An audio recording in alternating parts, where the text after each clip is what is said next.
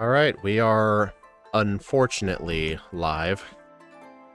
Sorry the run was delayed a half hour. Took me a little longer to set this up. But anyway, today we're going to be doing Pokemon Heartgold Week, starting off with Probopass. So, yeah, great start. This thing is quite bad. I mean, I should count my lucky stars that I didn't start off as Nosepass. Actually, fun fact, Nosepass cannot evolve into Probopass in Heartgold Soul Silver. Similar thing with Magneton to Magnezone, because there's no, like, electrical magnetic place, kind of like how Mount Coronet was. I mean, I could have modded it to where, like, I don't know, I had a evolve with a Thunderstone or something. But, honestly, Probopass is going to be torturous enough. You may look at its type and go, Rock Steel, that's a pretty good typing. Not really. We're going to have a 4 times weakness to fighting and ground. Bruno's calling for me. Hello, Draco, Smash, Empty Eyes. Yep. I'm probably only going to be able to chat for half hour or so. That's fine. I got the Switch 2 ZA bundle. I'm really liking the game so far. Yeah, I am almost done with the post-game. I think the story is super good. I won't spoil anything. My own personal rule is I'll avoid talking about the plot of a new game for like 2 or 3 months. After that, I'll casually talk about it. Ah, Lola music. Yeah, I added Gen 7 music to the music pool, because a lot of music's pretty good. Who knows, maybe after some time has passed, I'll add more Pokemon games, like maybe Sword and Shield, Legends Arceus to the pool. Hey, Axew. He's not the hiker this time, I respect... Yeah, Axew never respects Bruno in any game, not even Heartgold. This is the only time where, in the notes, he called Bruno by name. Alright, stop running that timer. Also, this is on Scott's patched version of Heartgold. To my knowledge, there's no bugs with this. I was going to ask him to remove the anti-spinner cheat, but he never had it enabled anyway, because he hadn't coded it yet. So, convenient for me. So, I have my starter already preset. The text speed is on fast by default.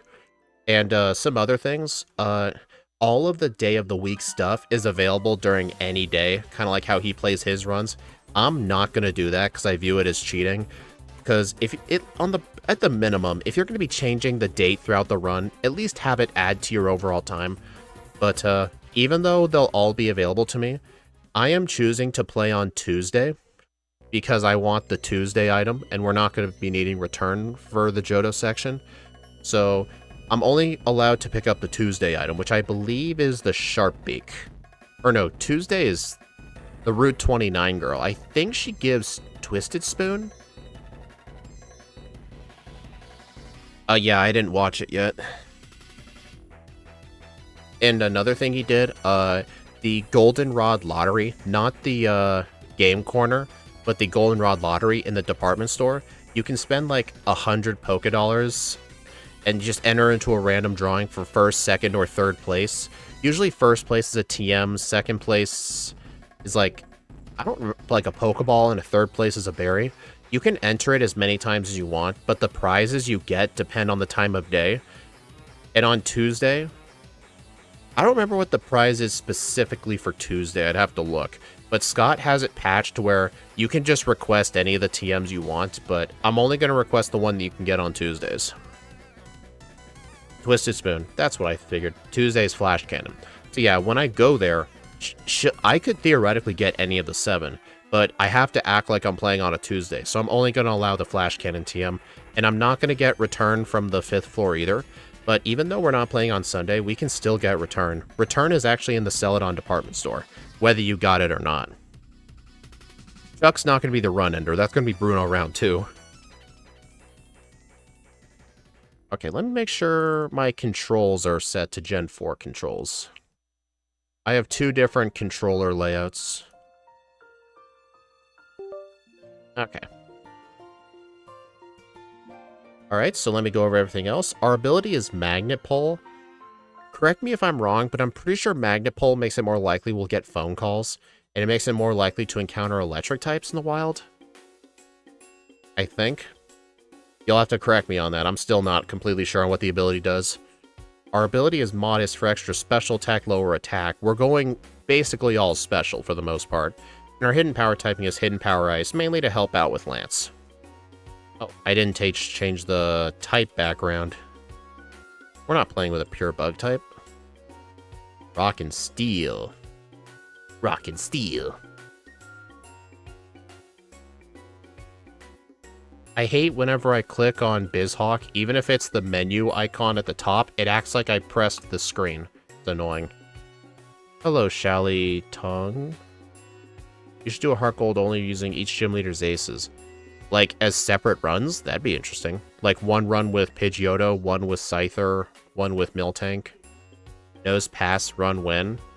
That would have to be through a random solo run stream. It would just have to give me Nose Pass. That's the only way I'd play it. Anyway. Let's get started. I have my notes on the side. 3, 2, 1, go.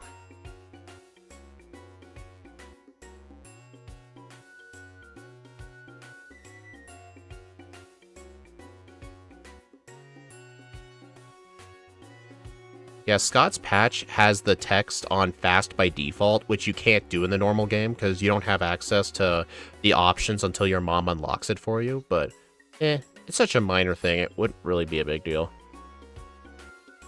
Yeah, you can beat the game with Pidgeotto. Almost any Pokemon can beat Red. You just gotta have the right strategy for it. I mean, unless you're Madribe Red. I don't think he's beaten Red in a solo run a single time.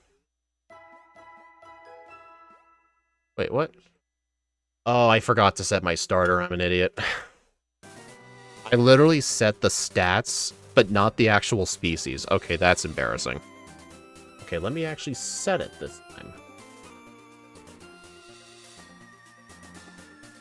That's embarrassing.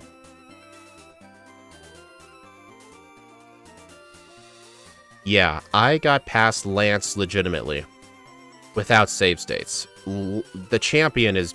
I think someone calculated it to be like 1 in 10,000 odds to beat the champion.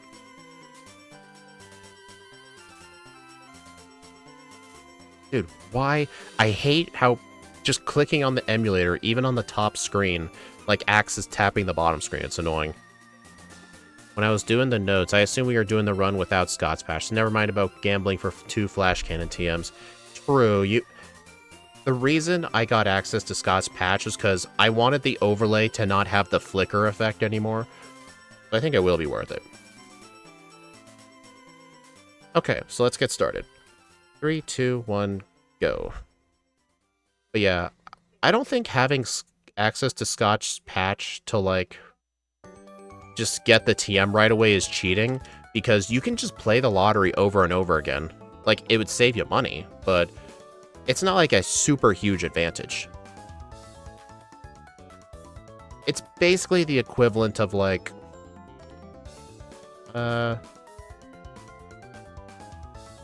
what's some equivalent? I don't know, like getting some sort of 20% chance thing on the first try every time.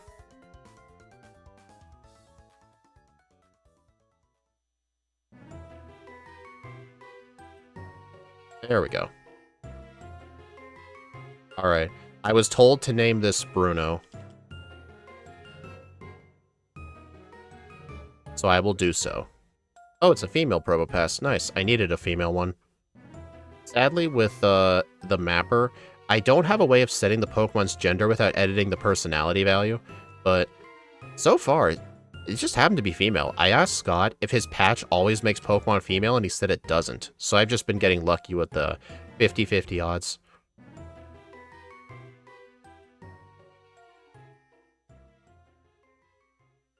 Okay, let's see.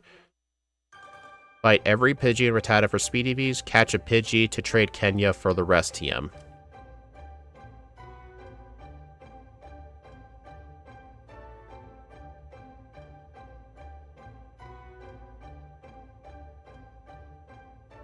Alright, let's test out Magnet Bomb. What's the base power like for Magnet Bomb? I've actually never used this move before.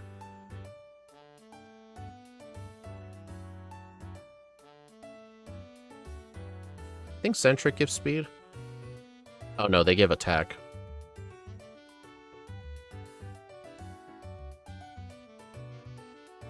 $60 power? I could... Okay. It's an Aerial Ace clone, so it never misses? Okay. There's no, like, secondary effect or anything like that?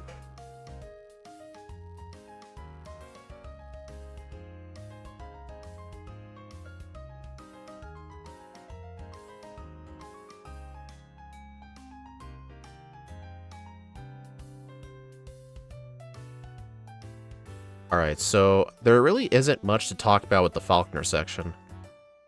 Besides, like, fight every Pidgey and Rattata for speed EVs and catch a Pidgey.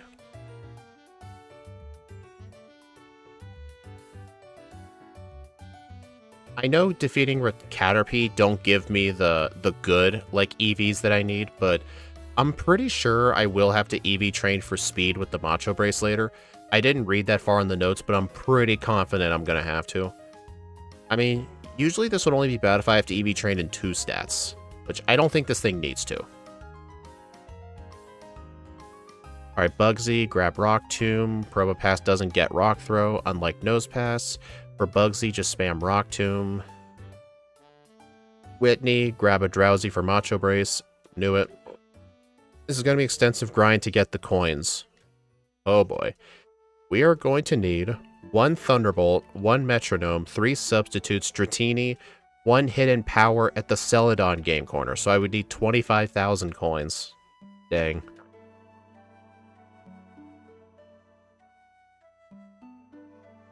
One thing I like about the Heartgold runs is you can just see the Pokemon following you, which is quite nice.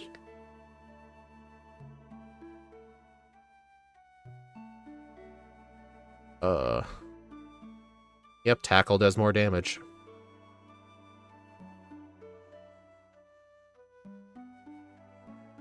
Yeah, just remember, guys, Axiu said he wasn't going to make notes for this, and then several months later, he changed his mind and made some notes for me because he pulled the Probopass card in TCG Pocket.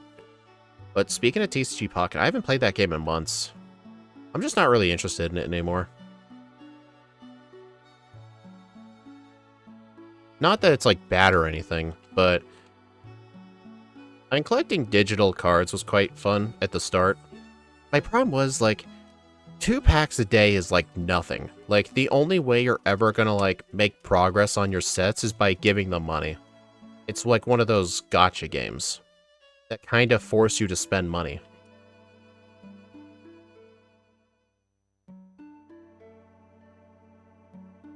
Like, 2 packs a day, that's literally nothing. Like, the pull rates aren't even that good either. And one thing I hate about TCG Pocket, I don't know if they've changed this, but while I was still playing it, you couldn't trade the ultra good cards with other players. Like, those cards were just banned from being traded. Like, if you got 2 copies of like a golden Pikachu card, you were just straight up not allowed to trade your duplicate. Like, they literally did not allow you to trade it. Alright, we'll need that Pidgey for later. Yes, that Pidgey will be our fly user. We'll be trading the Kenya for the rest TM. For those who don't know, Kenya the Spearow, if you actually deliver the Kenya with the mail, the guy gives you the rest TM. So you don't have to spend $6,000 at the game corner for it.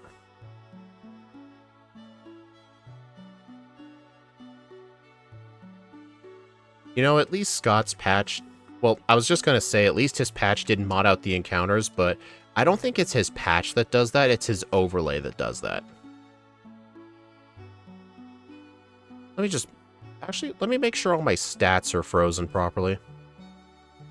I should have Modest Nature. Let me check. Yeah, I do. Okay, I was just making sure.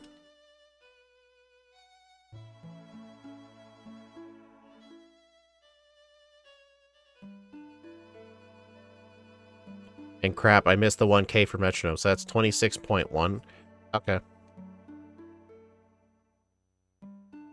I'm gonna fight Youngster Joey here for some XP and a Speed EV.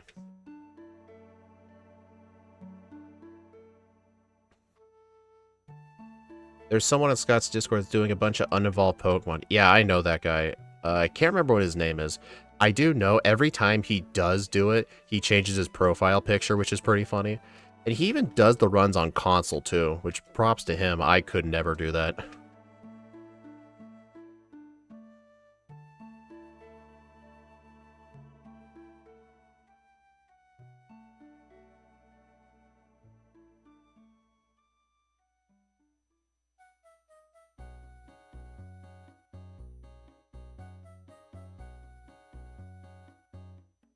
Is Carbo so loud? Since the hipster rock needs the speed. We're actually not going to be using Carbos. We're going to be getting speed EVs naturally. Like, we're going to be using the Macho Brace to EV grind.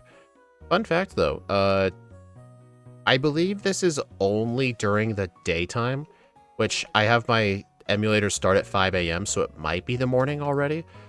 But the route right next to not Azalea, just south of Union Cave, so Route 32, I think. That route during the daytime when there's Hoppip literally gives all speed EVs. So any Pokemon that needs speed for red, that is literally the perfect place to train. And you can get the Macho Brace pretty early. Then you can just backtrack and go fight there. I've done it with a few runs. I've done it with Venonat. I've done it with Zigzagoon. I did it with Quagsire. Yeah, Axew, whenever I get my EVs through fighting things instead of using vitamins, I say it's organic. I don't need any vitamins. I'm going full organic. That's literally what I say. I'm going organic.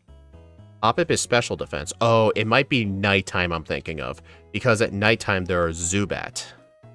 Actually, I should not have set my time to 5 a.m. In my defense, it was just set to 5 a.m. just because it was some other game I was doing. Well, I'll just have to run away from Hoppip then. That's annoying. And then again, special defense isn't the worst thing. I mean, I'm pretty confident I'm going to need maximum speed EVs, but I don't think I have to be as, like, tingent with the other stats, so extra special defense probably wouldn't harm anybody.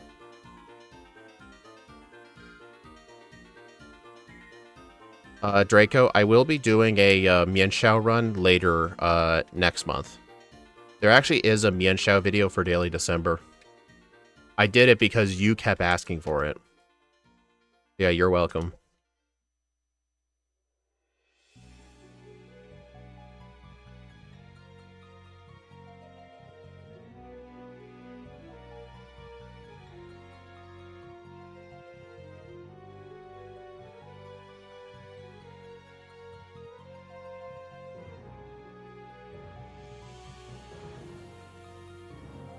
Like, ask you, like, how strict are our EVs? Do we need to get, like, over 200 special attack EVs? Is it, like, very strict? Or is it just, like, maybe, like, 130, 140?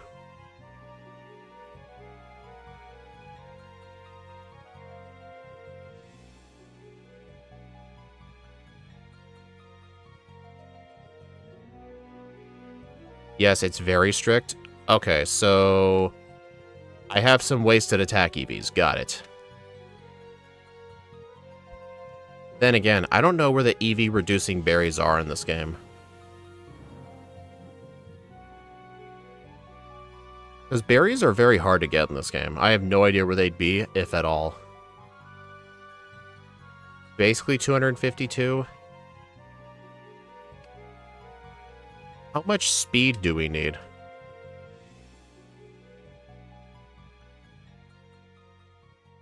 Oh my god, I hate this Pidgeotto. Oh, the Fuchsia star. Yeah, the Fuchsia one. Okay. Dude, I am missing an Oh, I have one sand attack. Dude, come on, you stupid bird. I don't know why. Sometimes Faulkner just spams Roost. Sometimes he just never uses it. He's very dumb. We don't need all speed since we can get Rock Polish. Okay, so the number one stat I need to focus on is special attack, huh? So we're not EV training for speed then? Like, how much speed did you plan for the red fight?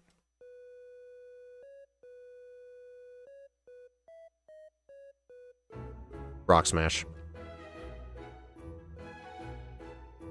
So yeah, that right up there is the guy who gives you the Heartstone, but that's a Thursday item. I'm not allowed to talk to him because I'm playing on Tuesday. That'd be cheating.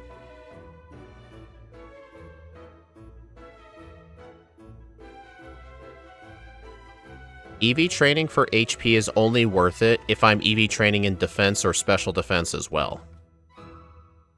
Oh, right, I need Wooper first, right. Forgot about that. I'm gonna have to get that rare candy later. So, we basically just need two... Oh my god, dude. I forgot the egg is in the mart in this game. These minor differences, man.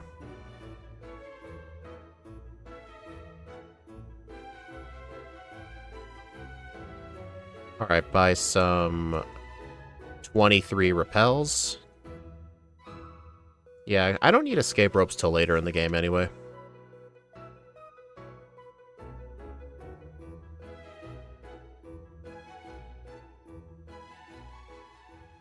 Or not Wooper, I need either Sandshrew or Geodude.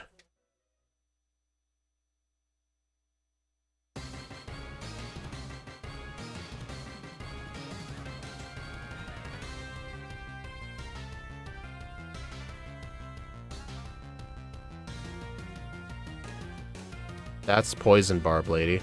Ignore her. You know, fun fact, with that Poison Barb Lady there, I actually can't get the Great Ball that's there. Actually, wait, I don't think there is a Great Ball there in the remix. Whatever. Alright, Geodude.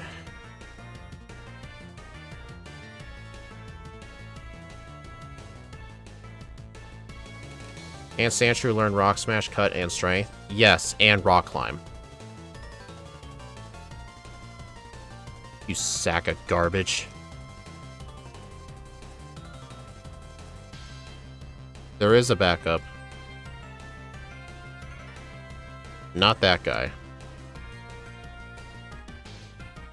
This guy. He gives you 2 lure balls. We don't have to catch Krabby or anything, but these things just basically act like normal Pokeballs. Okay, try again. If I remember correctly, I think Sandshrew have better catching rates than Geodude, but I'm just catching whatever one I get first. What's wrong with the old rod? It's old. That's what's wrong with it.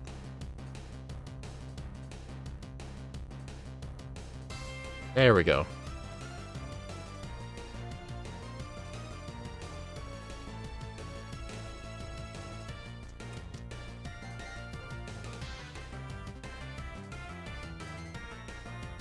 Yeah, Sanchez 255. I know this for a fact in my crystal backports when I was trying to look at all the different cut users available. I'm pretty confident Geodude's not 255.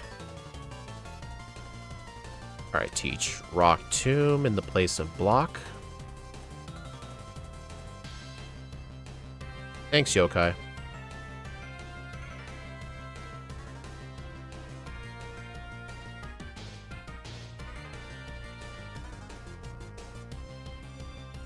Never knew Mons had catch rates.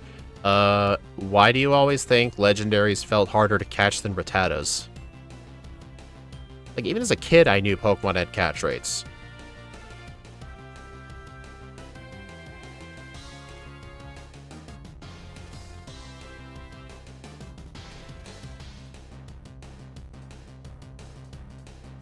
Dang it, I forgot he sees you 1 foot deep in the grass.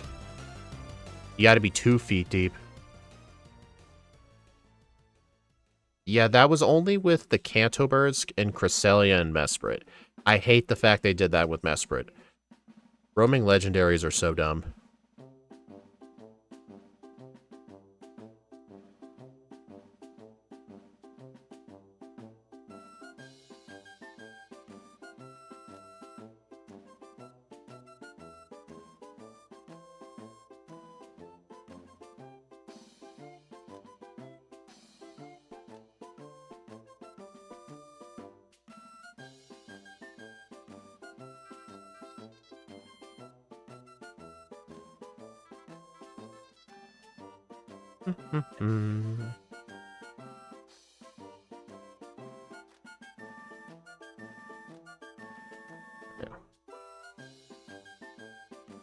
Let's see.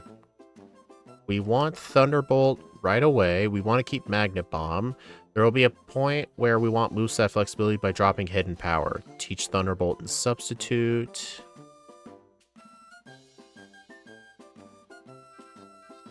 Alright, so yeah, we're not EV training next to Azalea Town. Because we're not that desperate for speed EVs, but what we need are special attack. Where was the best place to grind special attack again? I remember making a little EV training guide in my Discord for the best places. I know for attack, the best place to grind for attack is the water in front of Mount Mortar, because the only Pokemon in there are Goldeen and Seaking. For speed, it was that route near Azalea Town. Possible to get leftovers? Yeah, you have to catch the Snorlax. Route 35 with the Psyduck and Golduck. Okay.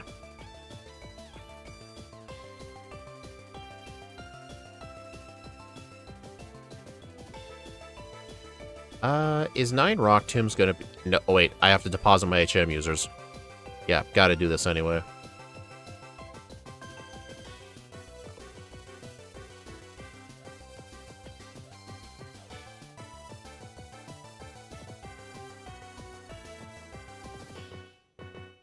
Also, Ecruteak City with the Poly Swag Pond. They give speed EVs.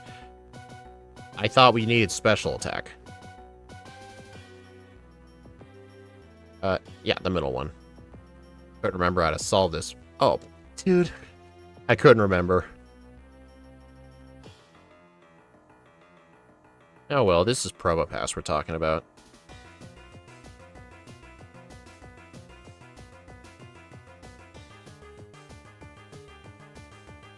It was the left one.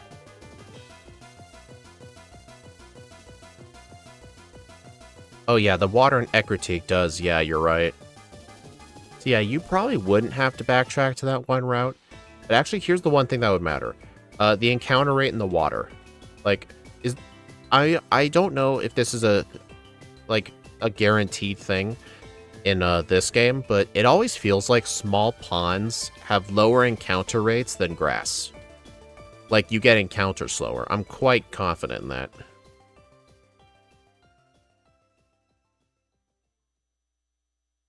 Yay, long saves.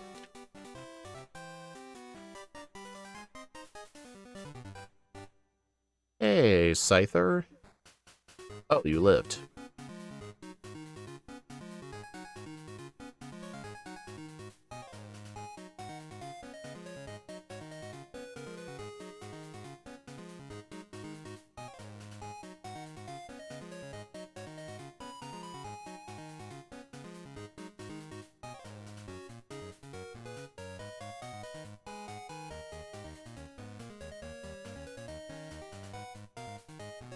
Actually, wait a minute. I think I could have flicked the blue switch by Bugsy and it would have been fine.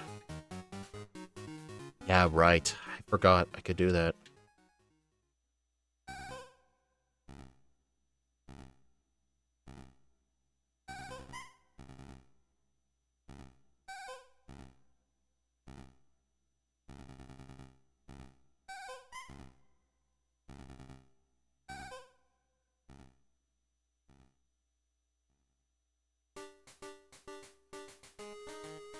Alright, 8 escape ropes. That's not the save icon. Oh my gosh, saving a lot of data again. My favorite thing. Alright, let's see. Whitney is free with Thunderbolt. Morty, drop off your HM mules, grab Quick Claw, use Substitute. And I've been cursed. What is this? Block. Hey, I know you deleted Block. Would you like it back? Uh-oh. Yep, that wasn't gonna go anywhere. Honestly, that fight was screwed anyway because of the curse.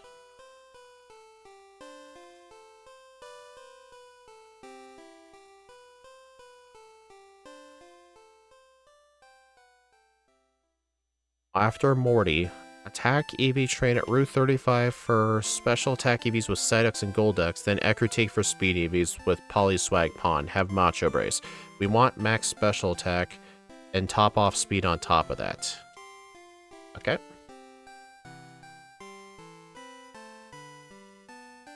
Oh god. Yeah, I can see this fight would suck really bad. I should have just used Magnet Bomb. Ages. What the? Sure.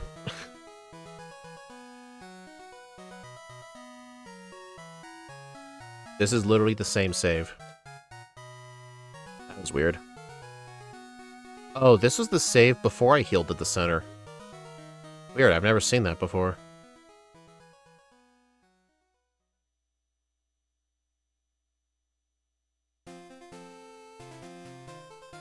Man, you know what? Maybe it corrupted my last save because I had bad luck on it.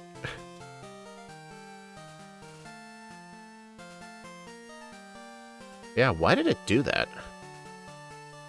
It did look kind of fishy when it said now saving extra data twice. Let me try saving again.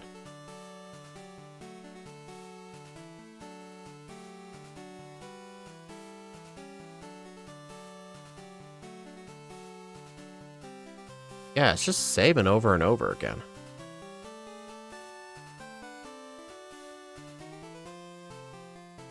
Okay, now it's just doing regular saving. So I think for some reason the first save didn't work, but the second one did. Man, it's like that meme of like, you always save twice.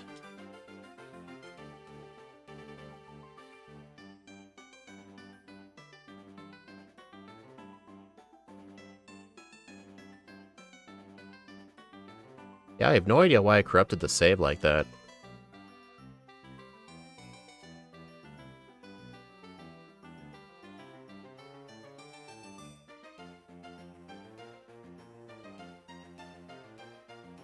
Damn it.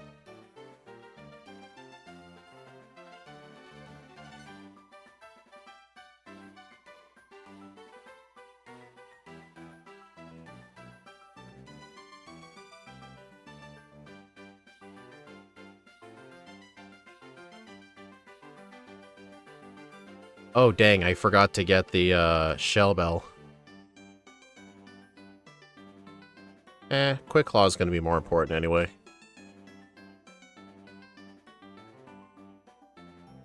I do not want Headbutt. Don't report to Scott about it. We'll see if it happens again.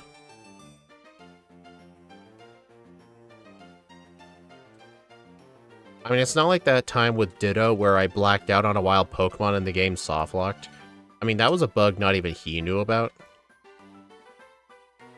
Because he never blacked out to a wild Pokemon before. But I feel like something like that he would have caught. Who knows, maybe it was just a one-time thing. Maybe I, like, saved the game and entered a battle too quickly? I don't know.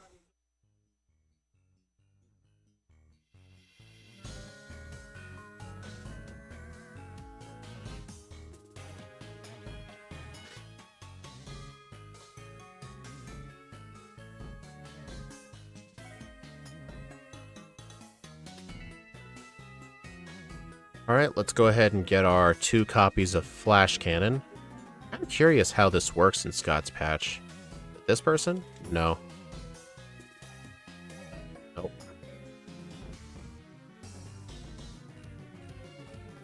That's the vitamin of the day guy. This person? No. That's the return. Oh, I think it's the 6th floor. Top floor? Thanks. Daily drawing corner. Alright, spend 300, draw 1, TM.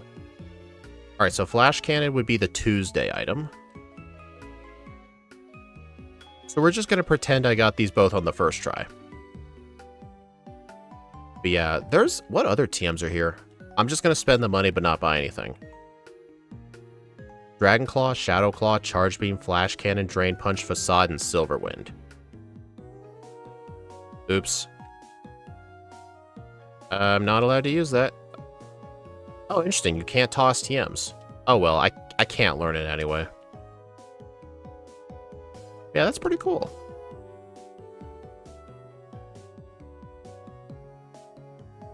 Yeah, that is pretty cool. So you don't have to, like, play it over and over again. In all reality, if I had to play that vanilla, I would have just saved, and if I lost too much money, I would have reset.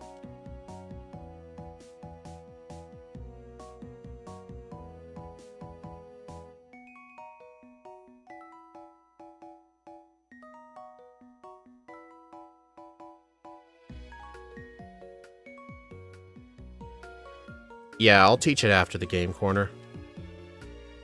What do you mean Nidorina can be male? Nidorina can only... I could have sworn Nidorina could be male. I mean, it's 2025. Keep up with the times.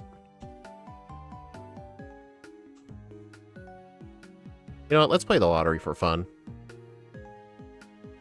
Darn. Alright. I remember with the old vanilla ROM, the overlay would freak out in this room. Alright, time for... Oh. Pause. I'm gonna invert the screens for you guys.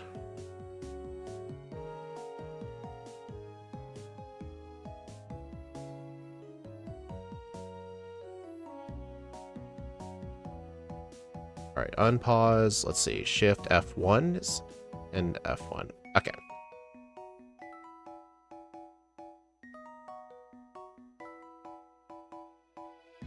Let's see.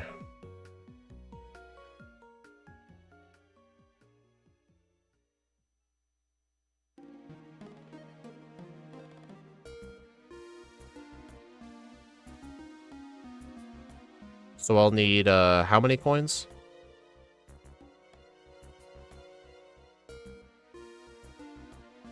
Darn.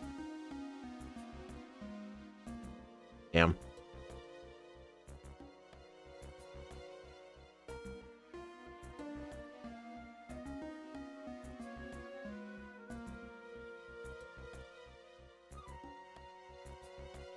Dude, that was clearly a Voltorb. Why did I fall for that? 26,100. You know what's always funny? Just because of the fact Dratini costs, I don't remember how much Dratini costs. It's something ending in a 100. 2,100, I think. Just because I always buy Dratini here now, like, now, whenever I need money, the amount always ends in a 100, which is just so weird to me.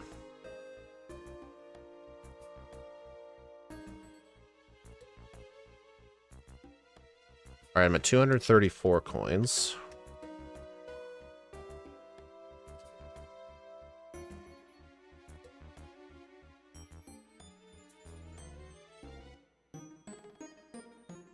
Alright, there's a 2 in here somewhere. Oh. Nope. Nope. I went through all 4 of them. Classic.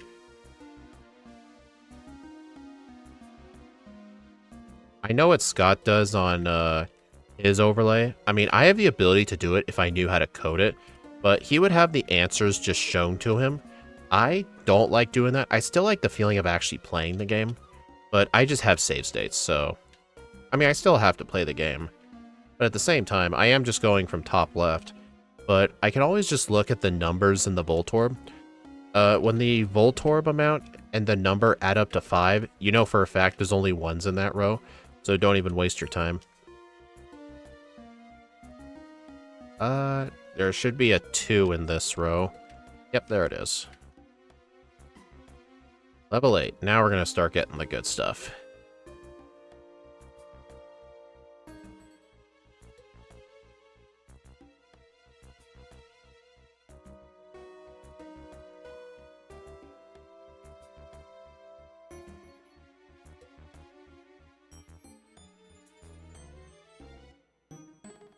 There's just 1s in there. Oh, there's no more in that row.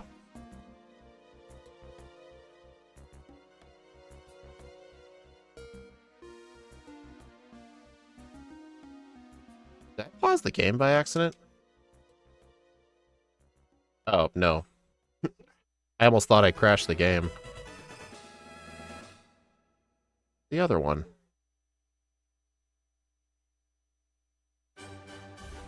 2, 3... Oh, there's a 2 in this row.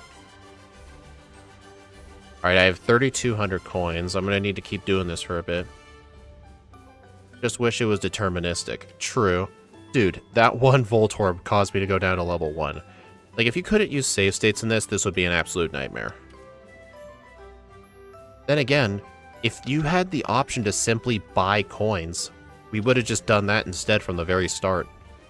Heartgold runs would actually be a lot harder if, like, Heartgold runs are sorta easier in the early game because you can just grind Voltorb Flip for the good TMs, but if you had the option to just buy the coins with money, then we would have to backtrack when we get money, so they would be locked off to later in the game. I think that would make Heartgold runs more interesting. Like, if you could just buy the coins, but the game was never designed like that. So if you want these, you gotta play for them.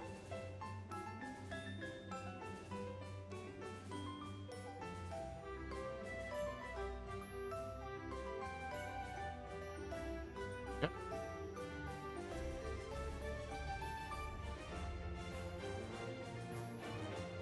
Here? Nice. What? Oh. 8446, still got to keep going. We're nowhere close to being done. This row is all Voltorb.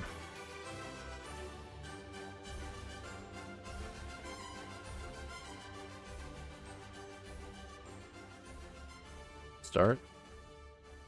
Double good.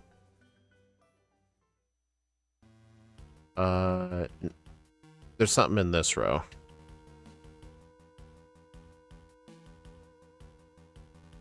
$10,750. There's a 2 in this row.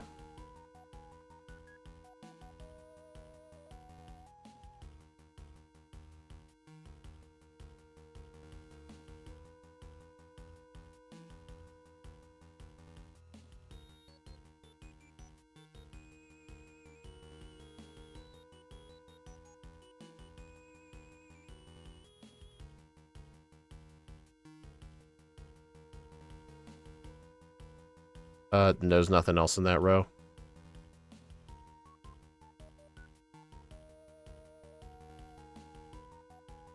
Man, this is long. Dude. Alright, that's all in that row.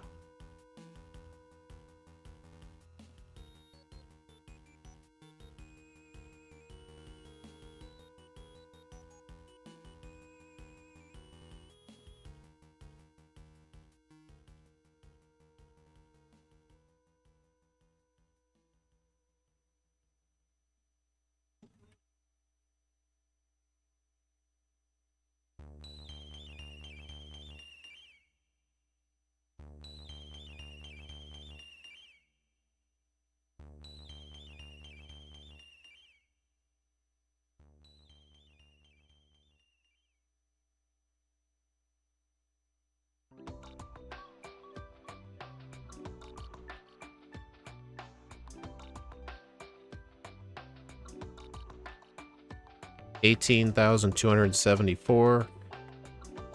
You didn't get a drowsy? Thank you for reminding me, actually.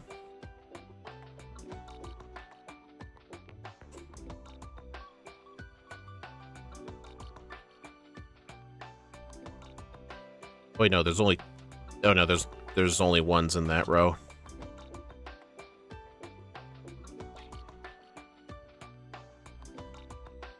Man, why are the Voltorbs always right next to each other?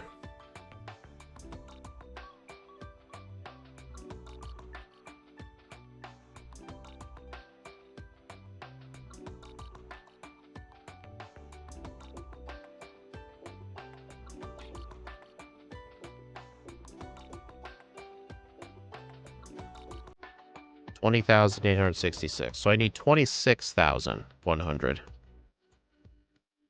Wow.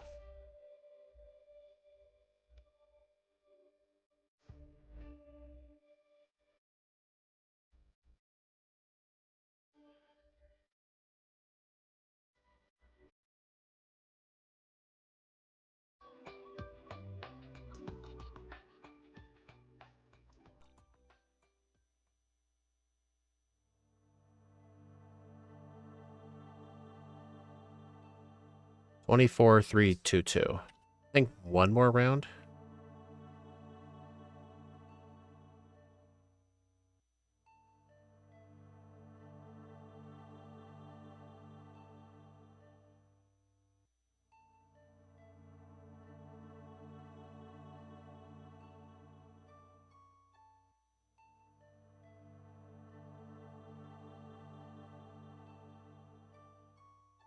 $26,914.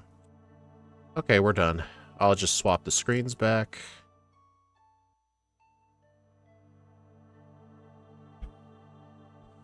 Alright, so I will need to buy all this game corner stuff, then go catch a drowsy. Alright, let's resume. So what do I need? Let me get my Dratini. Alright. I need 1 copy of Thunderbolt. 3 copies of Substitute. A Metronome.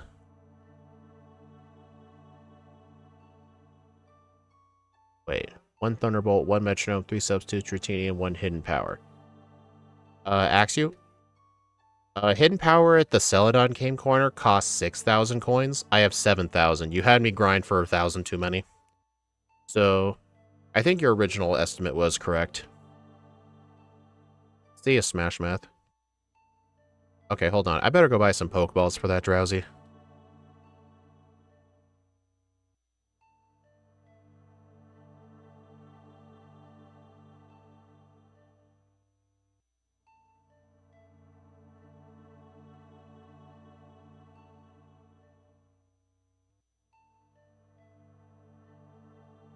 Hey, an Abra. I'll defeat that Rattata, though.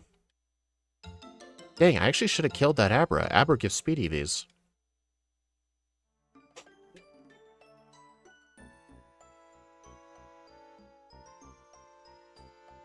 There he is. Seriously? Hey, you like fastballs, right? No. Do you like lure balls?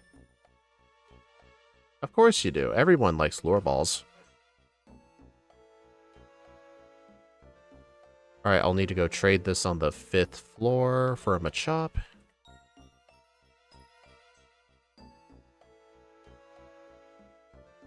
Or no, it's the... No, it's this guy.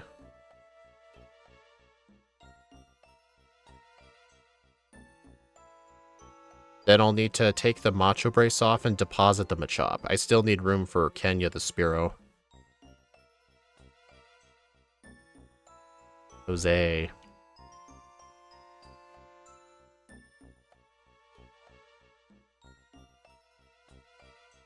My moveset's Thunderbolt, Sub, Magnet Bomb, Iron Defense.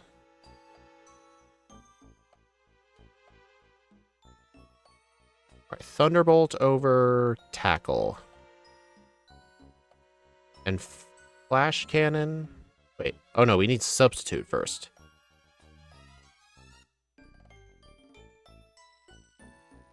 He asks you, could we just teach Flash Cannon now in the place of Magnet Bomb? Or do we have to have the no accuracy thing? Oh, right. My party's full. Stack.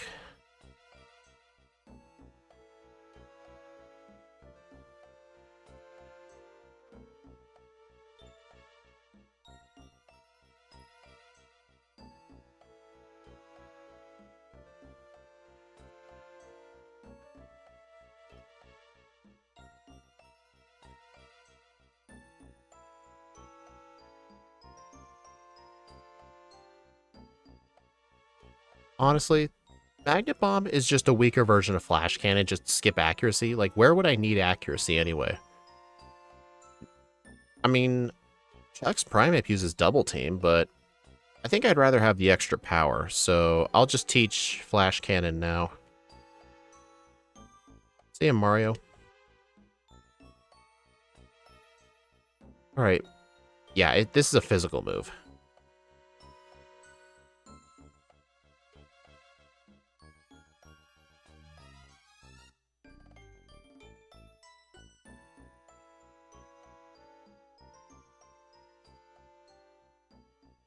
Oh my gosh.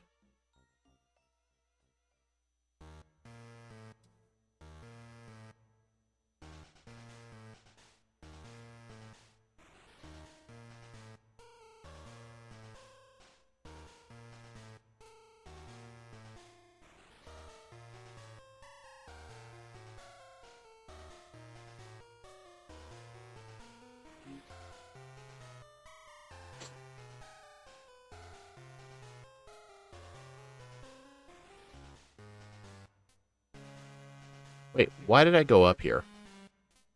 Dude, I'm so stupid, dude. You don't have to go up here in the remakes. You can go straight to... Oh, I need the Quick Claw anyway, so honestly, this wasn't a waste of time. I needed the Quick Claw anyway.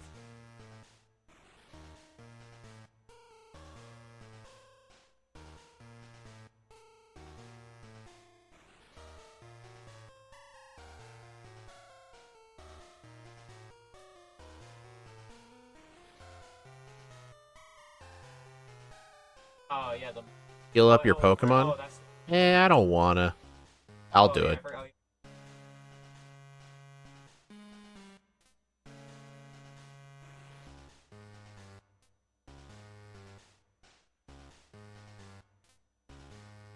You know, fun fact, you can actually take the male off of Spearow and attach it to another Pokemon. The guy will accept it. Like, the Pokemon itself doesn't matter. It just has to have the male.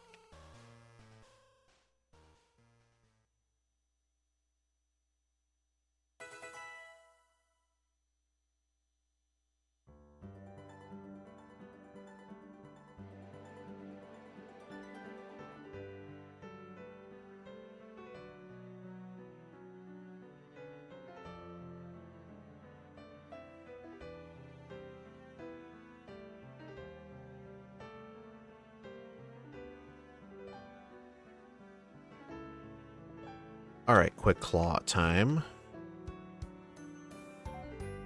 Honestly, maybe the metronome might be better here. Yeah, I think the metronome might be better because I'll just spam Thunderbolt over and over again. While Flash Cannon will get stab, I don't have many PP for it. Well, 6 should be enough. I'm going to sub first.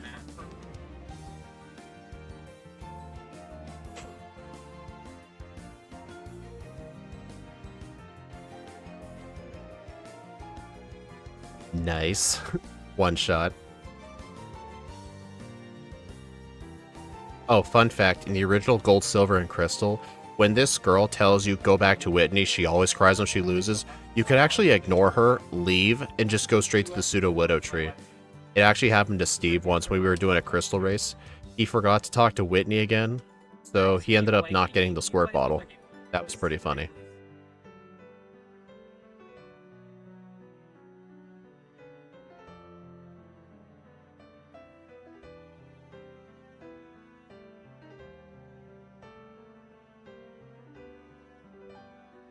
Oh.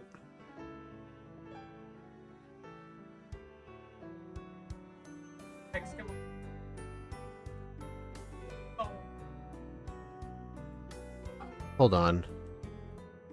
Or no, keep the Spearow.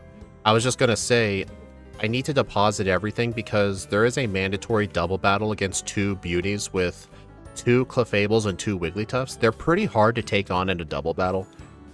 So it's always good to deposit your HM users there because you don't have to use HMs for quite a bit. But I need to hold on to the Spearow because I'm going to be giving it away to get the rest TM.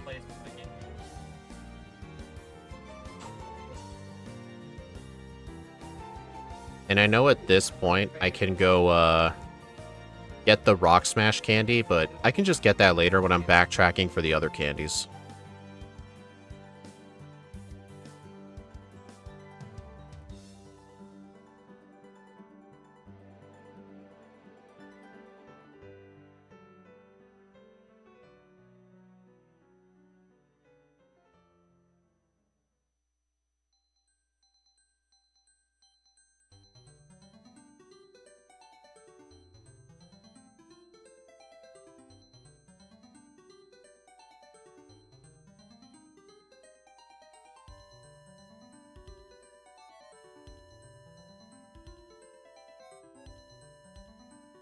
Just heal. I don't need to save. Just heal. Yeah, 15 Thunderbolt should be enough. Metronome move can be bad. You don't say.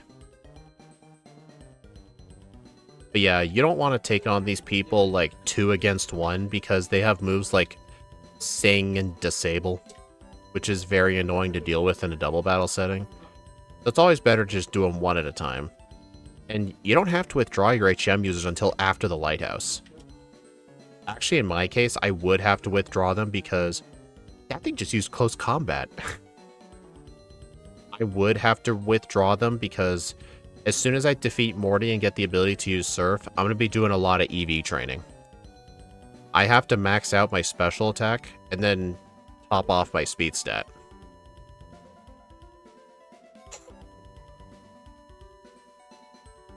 At least Morty shouldn't be that bad. No.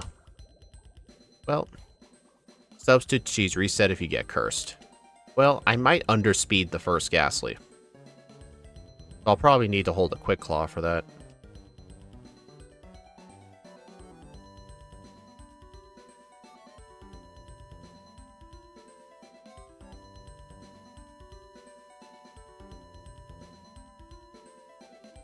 I better equip the Quick Claw here.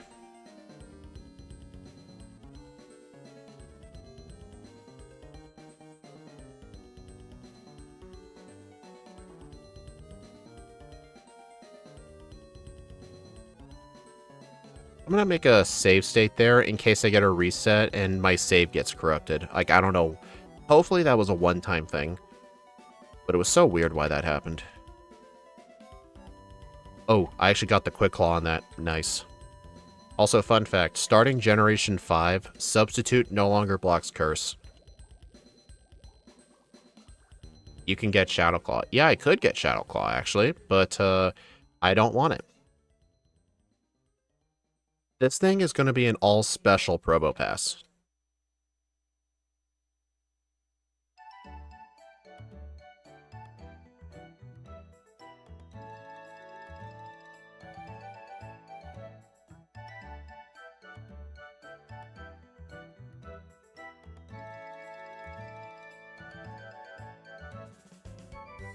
I'm going to heal up again. Yeah, for some Pokemon we would want it, but here's the thing about Morty in this game. Since I have access to Voltorb Flip, the Substitute TM is available, and it's technically I think it's the cheapest TM there for like 2,000 coins, so even if you're not using save states, it's not that bad to get. Substitute completely breaks Morty. He's not able to use Hypnosis or Curse. Like, he's just straight up useless against you with Curse, or with Substitute. It's just kind of pathetic.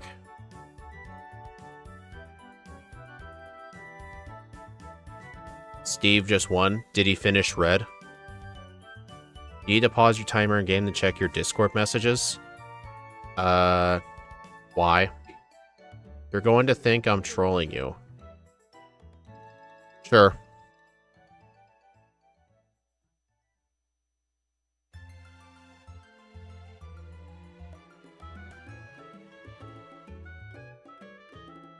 That team, oh my god. The team that beat Blue, Persian, Octillery, Corsola, Haunter, Shuckle, and Stantler. Okay, Steve, the speedrun route does use Corsola on Blue, so I'm not surprised by that. Bureau, Shelder, Kakuna, Furret, Ekans, and Ursaring was your team for Red. That's hilarious. Good one.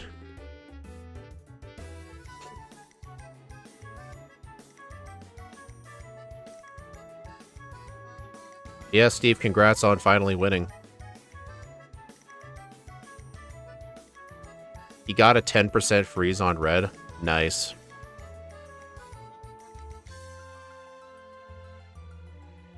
That Haunter outsped me by 1. But I got the Quick Claw at just the right time. Okay.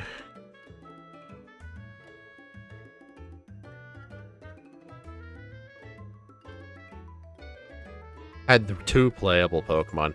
How many teams did you have die during the whole Kanto section? How many teams died? Like, I know the team that beat Lance... I know the team that beat Lance ended up beating Erica, but where did that team die at?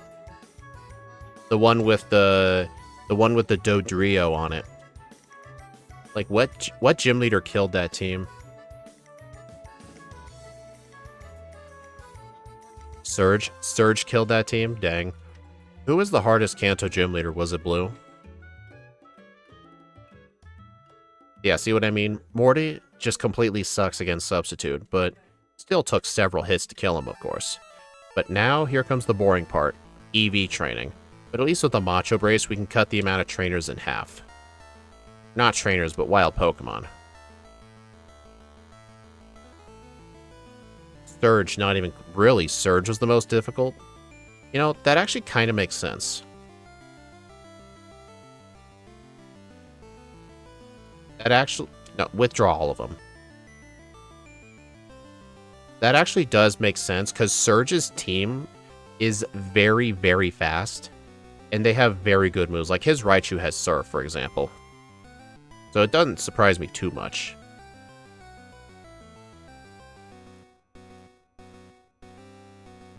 Oh, right, I actually got to teach Surf.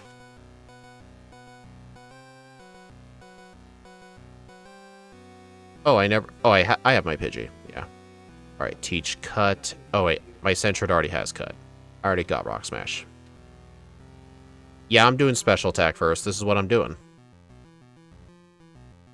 Okay, I'm gonna need to move Thunderbolt into slot 1. Wait, Poliwag gives speed.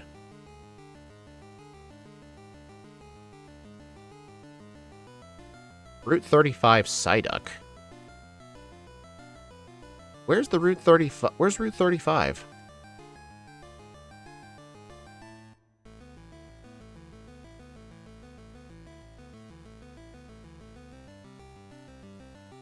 Is that the... What route is that? 36. North of Goldenrod. Oh, so it's the Juggler Irwin route. Okay. Just cut the grass down here. What are the encounter odds of... Oh, wait. Surfing in the water for Psyduck and Golduck. Okay, now I get it. Wait. Am I going to be stuck on this side? Yeah, I am. Gotta go this way. I've never purposefully went to this pond before. Never happened.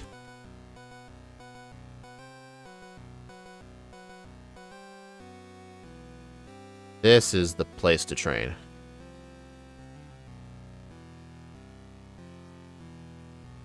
So, how's everyone's day going? Hold on, let me put Thunderbolt in slot 1.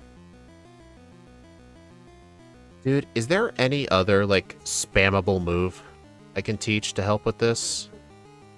There really isn't, unless I want the tutor for Headbutt. I'm not kidding. Alright, here's what I'm going to do. Next time I need to heal, I'm going to put on a Repel, go back to the Ilex Forest, and teach Headbutt to this thing over, ask you, do I need Iron Defense for anything? Or is Iron Defense just filler? Because could I delete this for Headbutt to have more PP?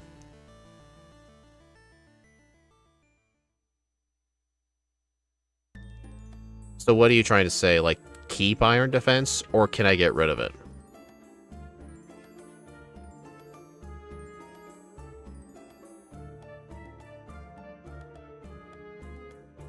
Get rid of it? Okay, okay.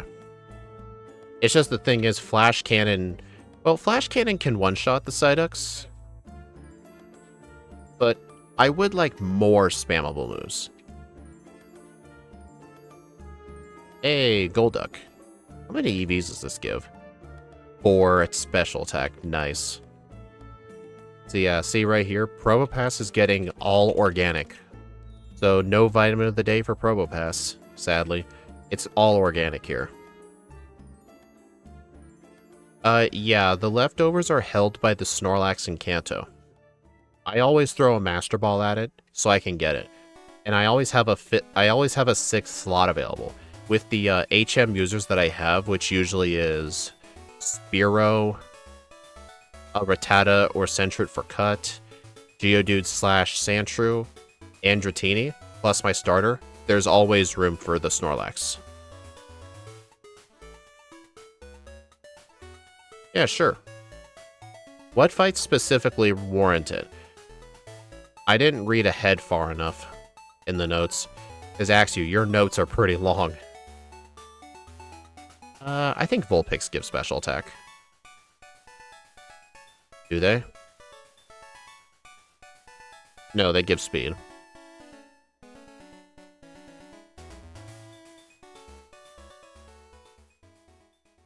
No, Snorlax are guaranteed to hold leftovers. In this game, at least.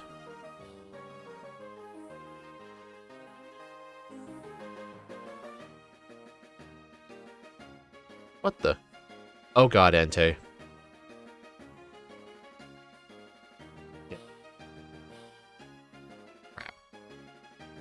You know, whenever we do our whenever we do our backport crystal runs, we always have a rule where if any of us encounter Raikou or Entei, and we throw the Pokeball and it actually catches, you win the race by default. Doesn't matter.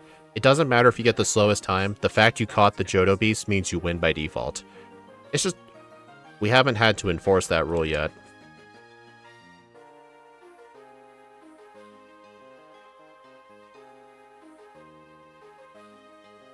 Yeah, pickup can give you leftovers in some games.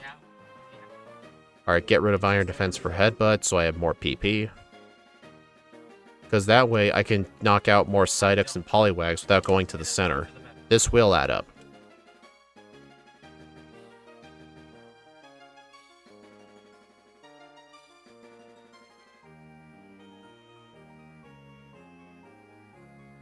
Pickup is only broken in Ruby Sapphire, Fire Red, and Leaf Green. Because in those games, your level did not impact the pickup table. It was literally the same for any level. So literally, you could just catch a Zigzagoon on the first route and just have a chance of picking up rare candies, nuggets, and PP ups. In the modern games, it's level-based. Make sure you do the PC trick in National Park. What, for healing? I mean, I already fought the spinners. What move is this? Rock Slide. Do I want this move? No, I do not. Besides, Headbutt has more PP.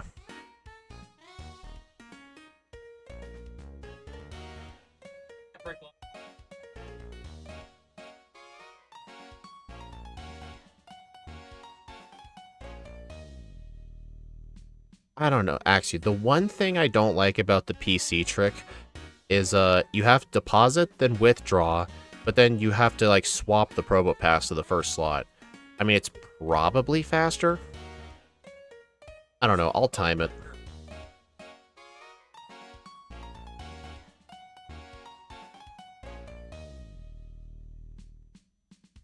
My poll on what starter on what random Pokemon from Gen 1 to 5 is tied, so I think I make a poll based on what type I should use instead, because I'm getting bored of ties.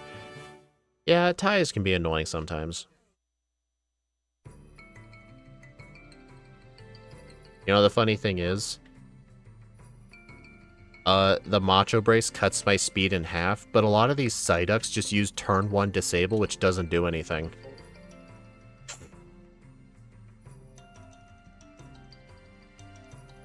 Alright. Funny, seriously. A little convenient trick that I have is, in Rewazed, I can actually configure holding down my left joystick on the, controller to spam left click. So if I want to use a move in slot 2, I just have my mouse hovered in a certain spot, and then I just hold down the stick. Oh my god, I freaking hate Psyduck.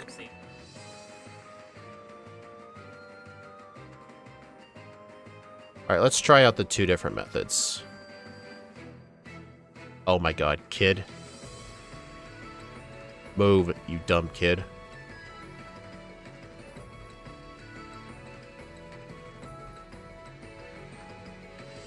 Oh, I can just swap them in there. Okay. So yeah, that feels faster.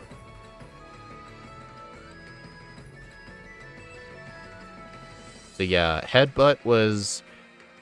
Well, I don't think Headbutt was a waste of time, because I can use Headbutt while training on Poliwags, but it's not going to work for Psyduck, sadly. Yeah, they could use the Psychic typing.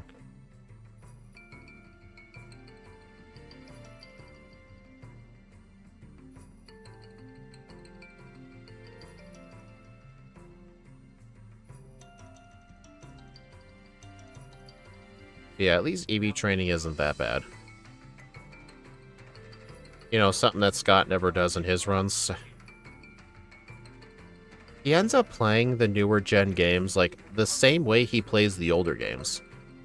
Like, he would just fight trainers that are out of the way, just keep trying at different levels.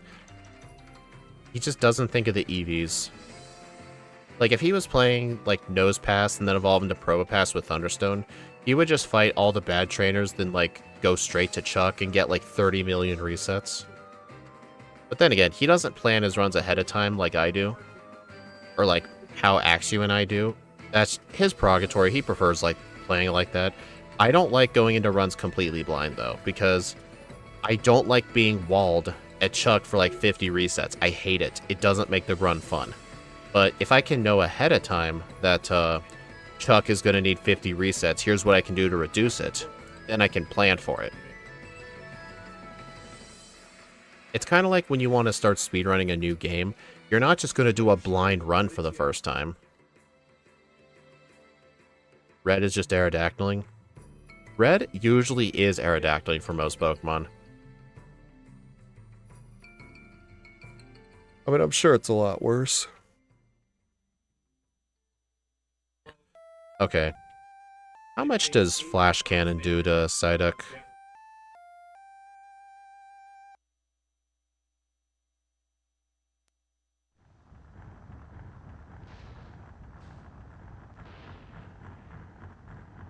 Okay, so I am just gonna have to go to the PC every time.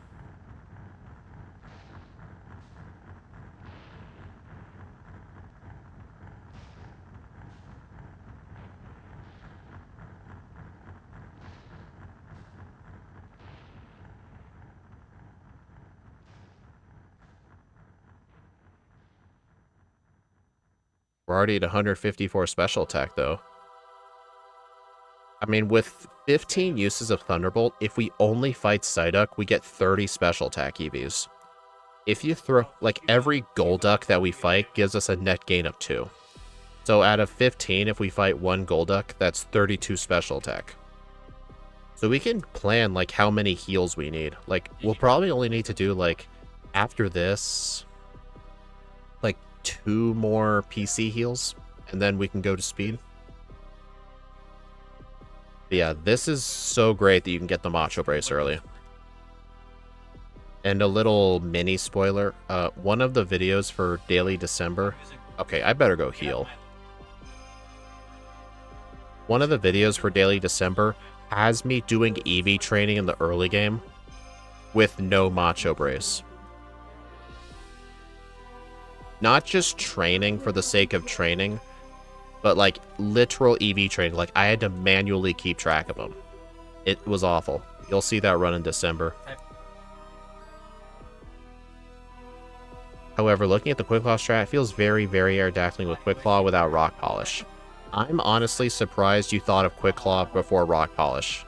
Did you just forget the TM existed, or you just like passed your mind?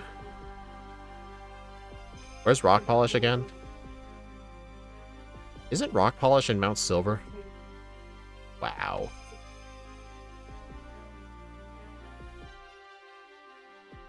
Alright. I'm gonna have to count that as a blackout. Frickin' crit into hit myself with Water Pulse. How dare you? Okay, I'll add a blackout. Route 10 above Lavender. Okay.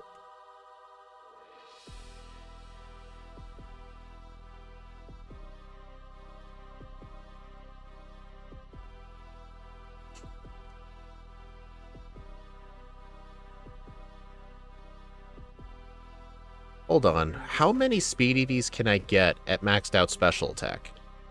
Let's see. 25 plus 26 is 51. Plus 20 is 71. Plus 3 is 74. Hey guys, what is 252 minus 74? Because that's how many special attack EVs I could get.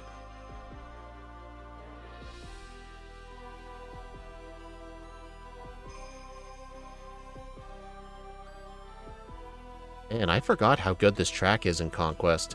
Such a shame when you actually play the game, you don't hear it for more than 25 seconds.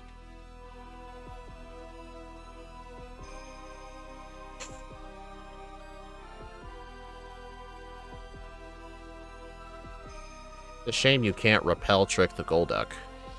I think in places where you could find the first and final stage, I think they made them very close in levels to prevent you from using the repel trick, because I'm pretty confident at the time Game Freak knew about the repel trick, so they made them the same level so you couldn't do that.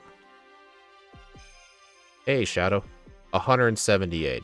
So I can add 107, or no, my speed stat can only go up to 178. once I max out my special attack. And that'll be more than enough speed. Like, we're not too desperate for speed to where we have to have 252 EVs, but just as many as we can. We'll be getting rock polish.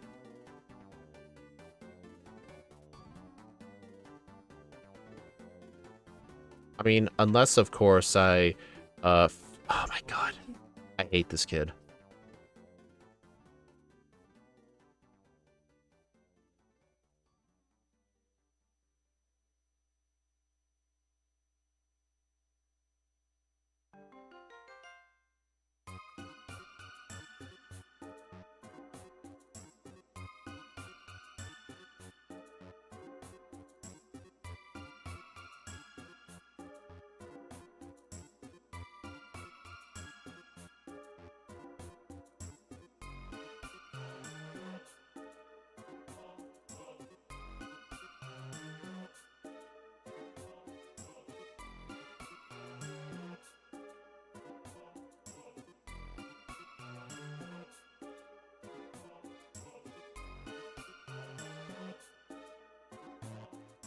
The new proposed moveset for red is Power Gem, Rock Polish, Attract, Rest with Metronome at level 98.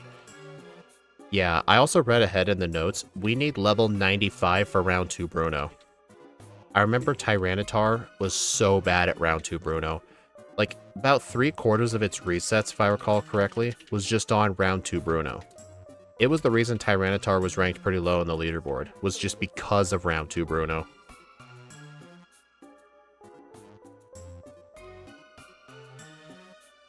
Got some new clothes today. What, so you're dressing up like your Legends EA profile?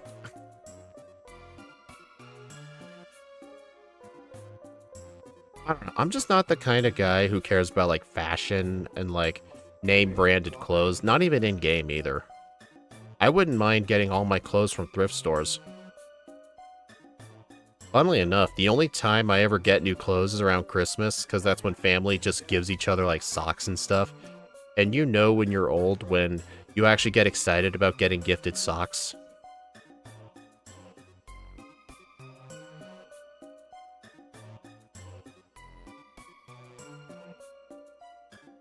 Lamau, I just bought a skirt from Goodwill. Nice. I hate Goodwill. They never have anything good, and whenever they do, they like to put it on eBay. It's something that some Goodwills actually do. Like, back in the day, you could find, like, a PS1 in a Ziploc bag with cores for, like, 20 bucks. But if they ever get something like that donated, they'll usually put it on their eBay page. Because Goodwill has an eBay page. And then in stores, you'll just never find anything. Okay, 252. Let's go do speed now.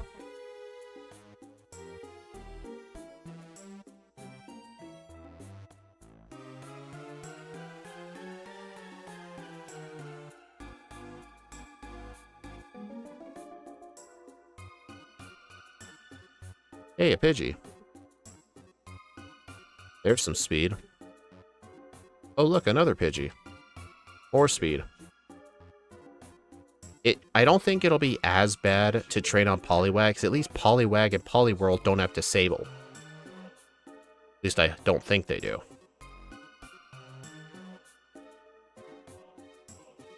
Hilariously, said skirt looks like my Legends EA character skirt, but yeah, I don't get paid much, so I tend to spot a lot of my daughter's clothes from Goodwill. I just don't care much about fashion either, like, even in-game. Like, I see so many people on social media, like, get, like, matching outfits with their favorite shinies. I'm just not the kind of guy to do that, the player to do that. I just get whatever I think looks cool and wear it the whole game. Like, my Legends ZA character just wears a Beware t-shirt and some black ripped jeans. And it took me until the post-game to figure out where to buy glasses from. I will say, though, the game only gives you, like, 3 options for glasses, and, all of them were very ugly. I just had to pick the least ugly one. It would have been very cool if you could buy the Lysander shades from the store. That'd be very cool, but I don't think you can.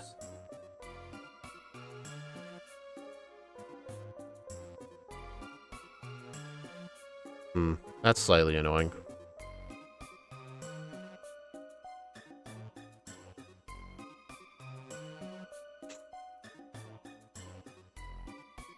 Also, in ZA, I know you can, like, go to, like, coffee shops and, like, just get, like, coffees or sparkling waters and just take pictures with your Pokemon and do poses. I refuse to do that thing in real life. Why would I do it in-game? So, like, that's a part... So I pretty much never use the cafes or coffee shops. I just never do. I did it 1 or 2 times to just test it, see what it was like. But yeah, no.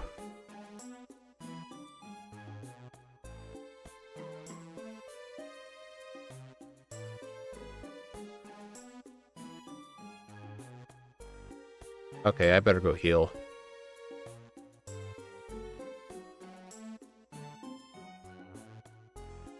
Dude, the center lady's right there. The cafes raise a Pokemon's friendship. Yeah, but what's the... Actually, wait, are there Pokemon in Legends ZA that evolve with friendship? Yeah, there's Eevee and Espeon Umbreon. Okay, so I guess when I make my living decks and I get a bunch of Eevees, I will probably use the coffee shop for that.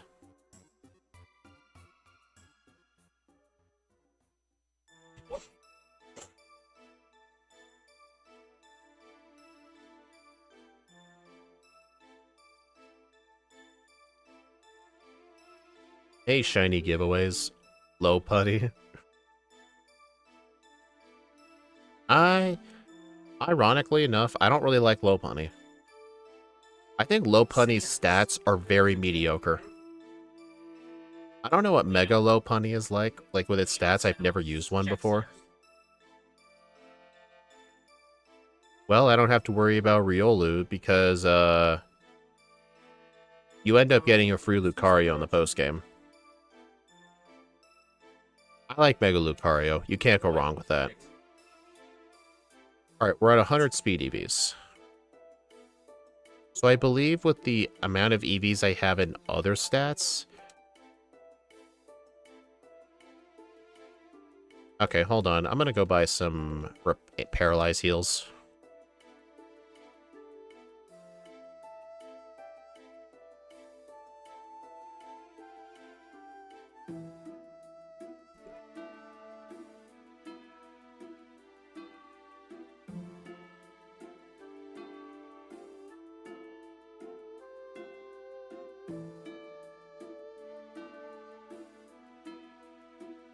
I like Umbreon, so I quite literally have one on my team if possible. I think Umbreon is extremely overrated.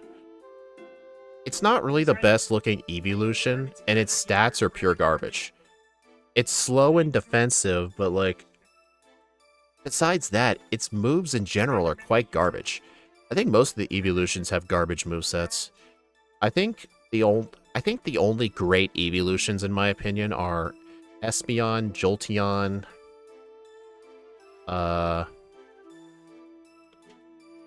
Probably Vaporeon. I don't know about Sylveon. I've never played Sylveon.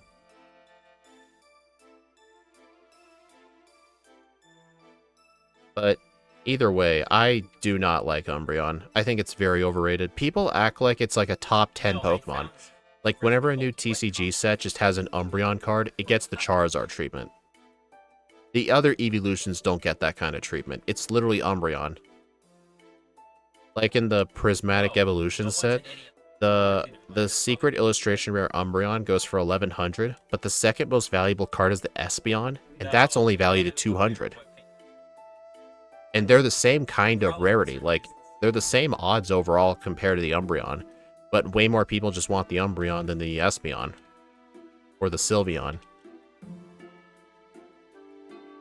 Sylveon's your favorite one? I think my favorite evolution has probably got to be... Honestly, I think either Vaporeon or Jolteon. Vaporeon because it learns great water and ice moves and it has surprisingly good bulk. I like Jolteon because of how fast it is. And it gets some good coverage.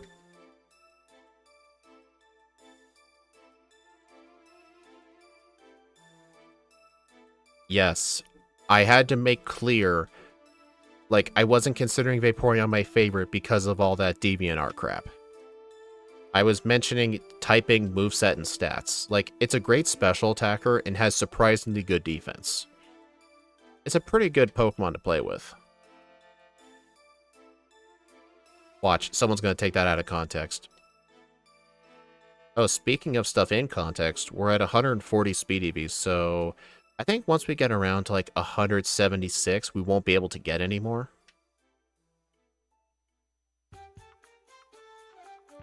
I like Espeon too. Like, Espeon's special attack and speed are very good. The problem is, it really cannot take a hit. And another problem that Espeon has is its move coverage is very bad. And again, so is Jolteon's. The evolutions in general don't get good coverage. I think Vaporeon gets good coverage because it gets water and ice moves.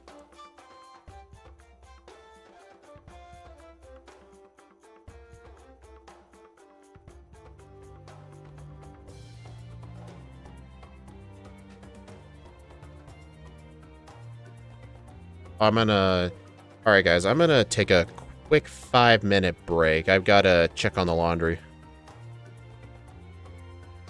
Alright, we're almost done with the EV training anyway, but yeah, be back in a few minutes.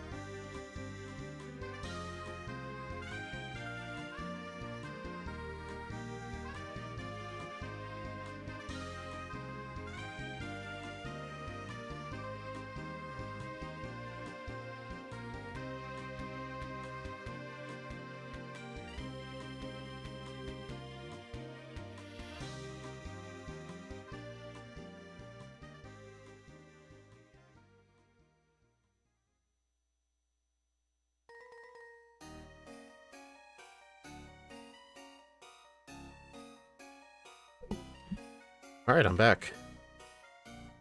I mean, we're almost done EV training anyway. Dude, okay. This is another reason to hate Poliwag.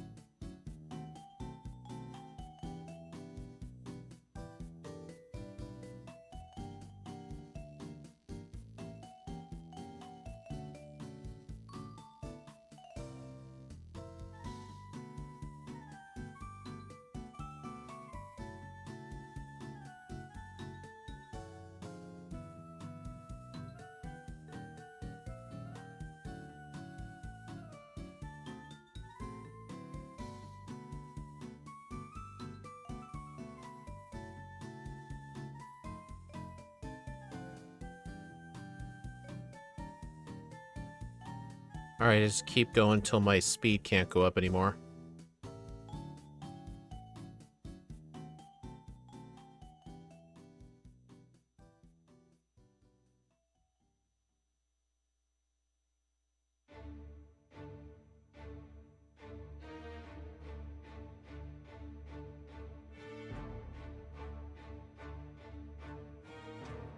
Alright. 184 speed EVs. Is that a number dividable by 4?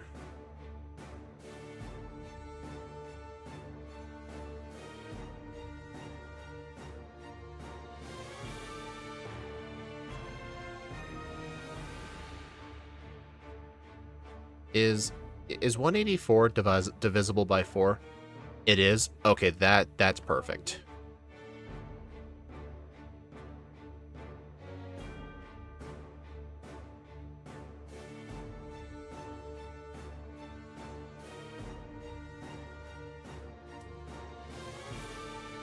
Entei again.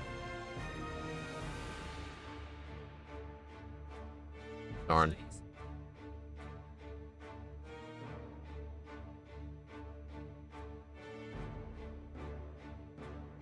$184 speeds. Let me check the fights we're going to struggle with, notably Claire. Sure, go ahead. EP up. Where's the nugget? I know there's a nugget here. Wait, why do I care about the nugget? I don't care about the nugget. Hey, look, a Magnemite. Bro, Oh, Magnet Pole can prevent fleeing. Interesting.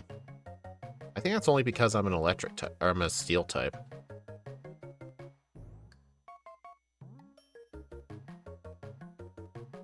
Oh, it's down further? I don't really need the nugget anyway. I only really need it if I need vitamins.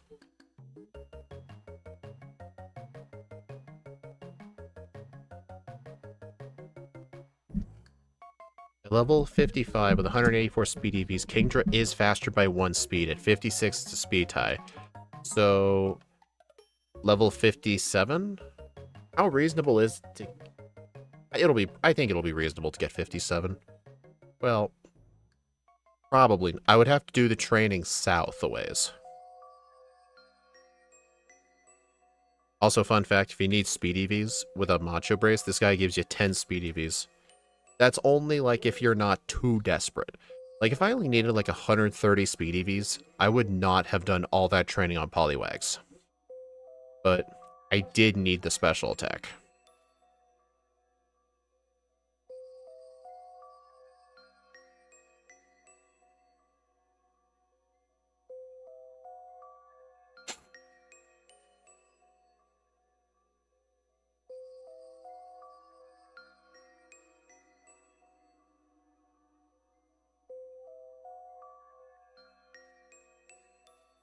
Hey God, guys, look, like, it's what is this? Dennis. Where are children?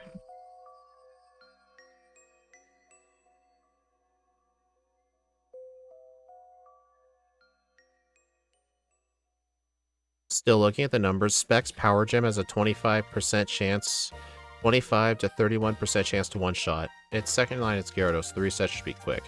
So you think it's fine just sticking to level 50? Should I stick to 55 or go to 56? Like, what do you think? Should I go for the speed tie or just stick to 55?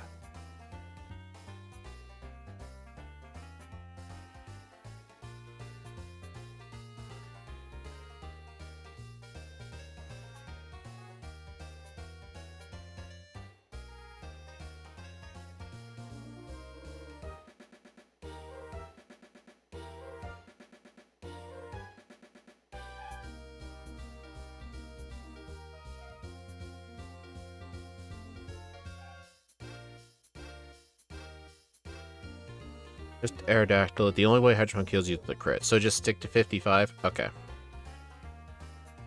So honestly, if I didn't accidentally fight the trainer with the Mankey, as well as a couple of other optionals, I probably would have had enough speed. What's up?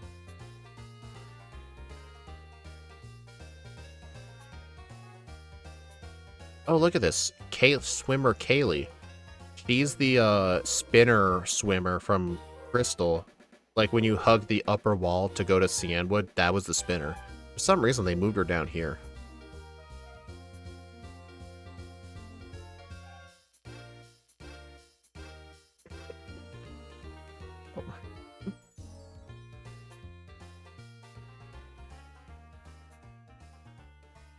I just heard something really funny.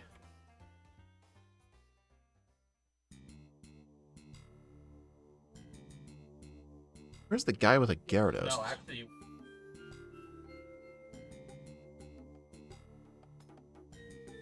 Have one.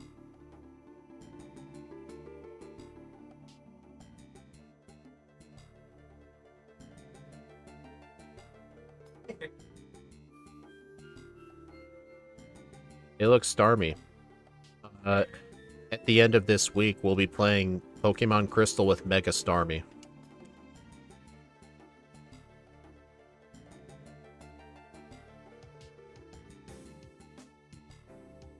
Actually, though, I know we always let Ike, like, choose the Poke Mega we do, but I am actually considering Mega Gyarados for the next one. Just because, just particular events of ZA.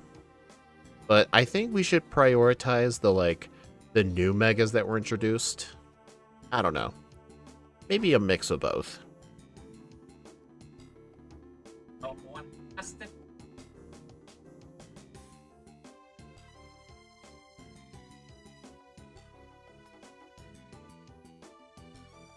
Okay, what's the plan for Chuck? Chuck have Metronome.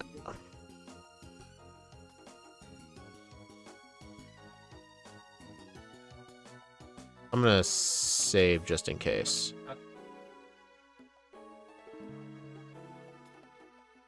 Oh. Let's see.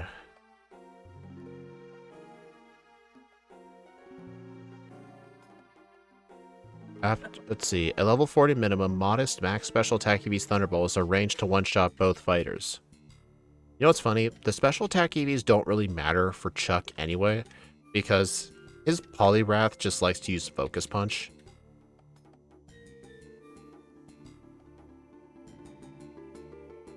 But then again, I'll need the moves for later.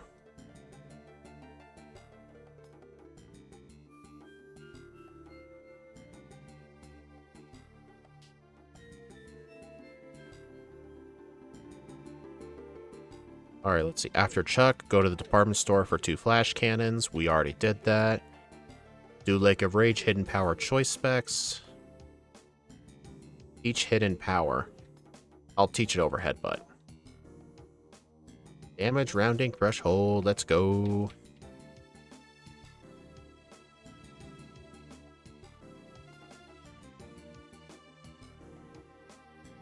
For Lance at 65, you speed tie the level 49 Dragonites.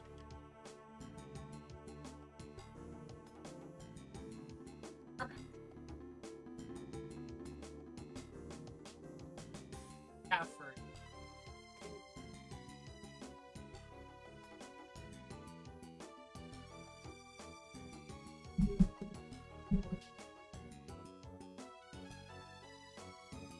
Alright, like a Rage next.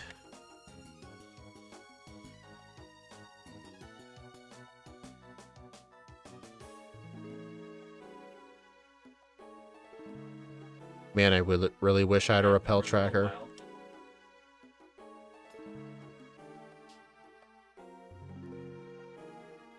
Oops. This guy's not good training.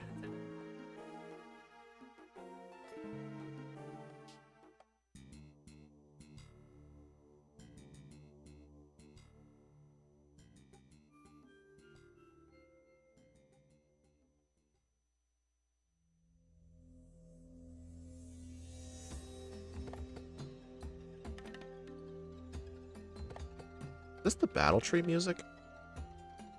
Oh, this is the Haina Desert. I actually have very little memories of that place.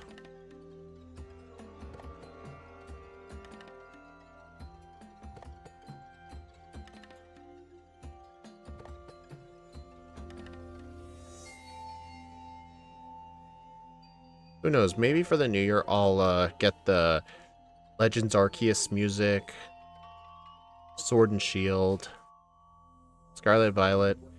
I think I'll wait to do the Legends ZA music to, I don't know, some people might get spoilers, like, if I talk about the music. I don't know.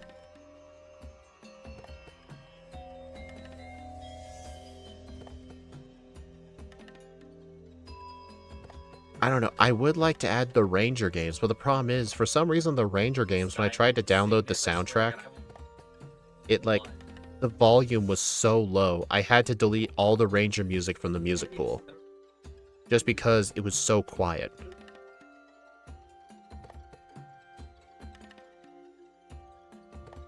I was just fortunate to have Conquest music fit in this.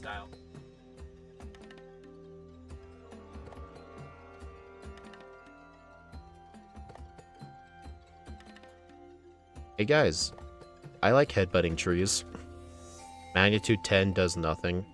I didn't notice that was a magnitude 10. Maybe use Audacity. That's what I should have done, yes. The problem is, I would have to edit every single track. That would take so much time. Like, unless there's a way to edit all the tracks at once and then export them as separate files, then I wouldn't know how to do it. Like, I would have to do it to every single track.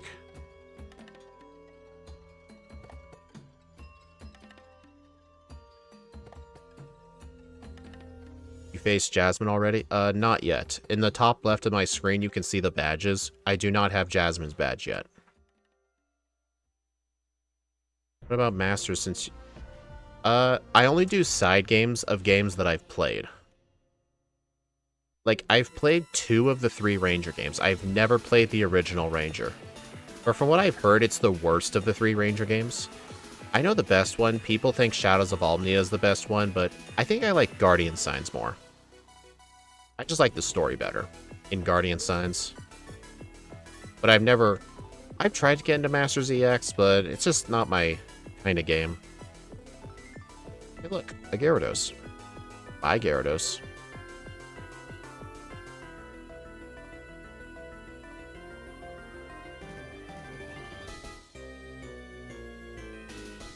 Hey look, a Gyarados. Bye, Gyarados. Hidden Power? Thanks for reminding me.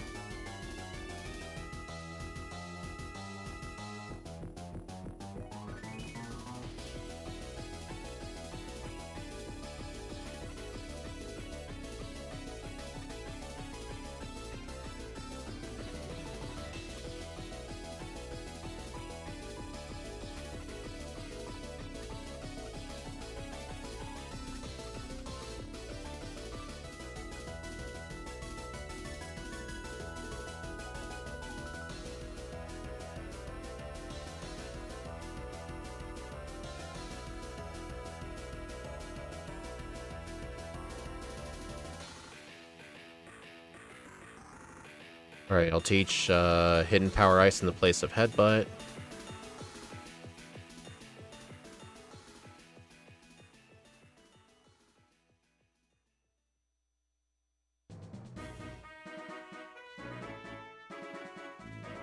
At least once we get to level 49, we can go Burr with Choice Specs Power Gem on Rival 4.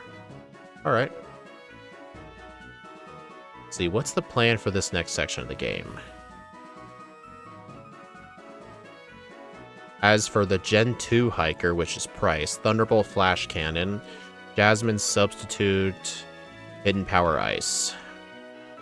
Claire's Radio Tower. If you get the Power Gem, drop Substitute. Power Gem's higher output matters for Kingdra. Nothing to go over. Substitute, go Burr on the Rival. Petrol is free with Choice Specs. Same with Ariana and Archer. Clear out Route 44 and 45 for XP. You'll need to do the training and save your candies for round 2 Bruno. Grab the Never Melt Ice. As for Claire with the EV training, level 55. Okay, I'll ignore reading some of that.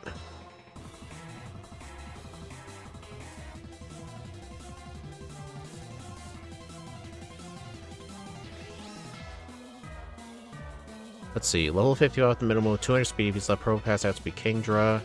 Well, sadly, I don't have 200. I have 184. Slap on Choice Specs and spam Power Gem. Okay, it doesn't really look like there's a fight where I have to have the metronome. But I think once I'm done with Price and Jasmine, I'll hold the Choice Specs for the Radio Tower. Because I don't think there's a single fight where I would actually want to swap moves. Maybe the Rival?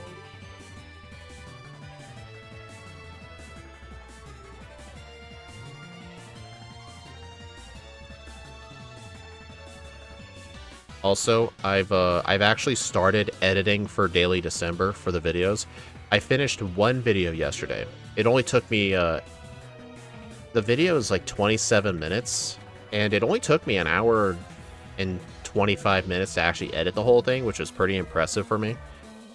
My goal was to try and edit at least 3/4 of a video per day, but with how long this stream might go on, I don't know if I'd have time to edit a video today.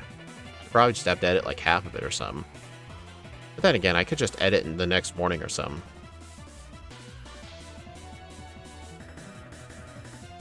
Because yeah, I am serious about Daily December. I was actually chit-chatting with Scott about Daily December. He actually did reveal to me, like, his plans for it. I won't say what they are, because I don't know if he'd be upset with me if I did, but all I will say, his Daily December is going to be bigger than last year. That's all I'll say. Yeah, my Daily December starts November 29th.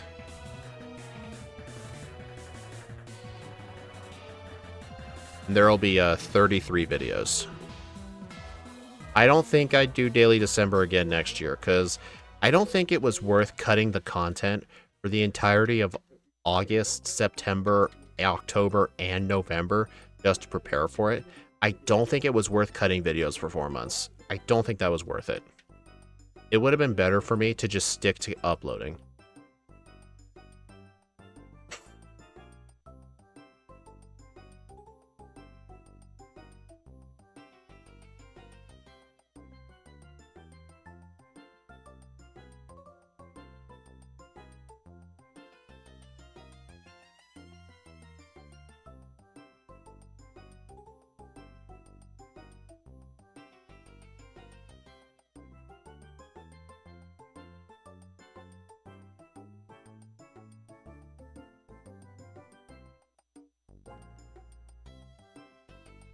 Man, why do I feel so stiff in my neck today? Bruno is glaring at your feet.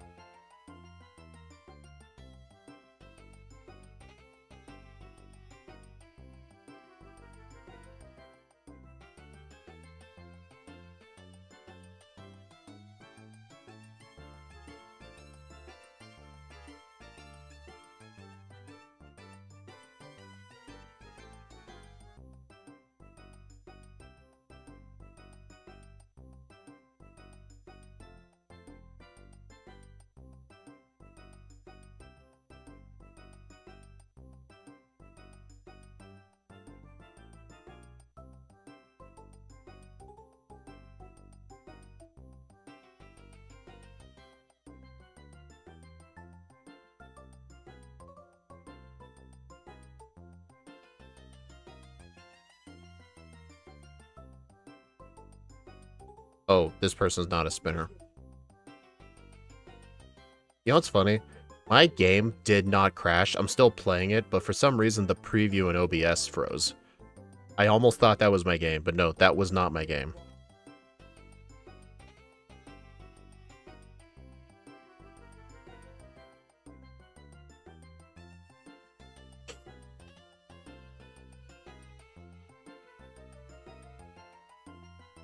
But yeah, so Thunderbolt, the Seal, the Dugong, Flash Cannon, the Pilot Swine. Don't even save. This guy's a joke.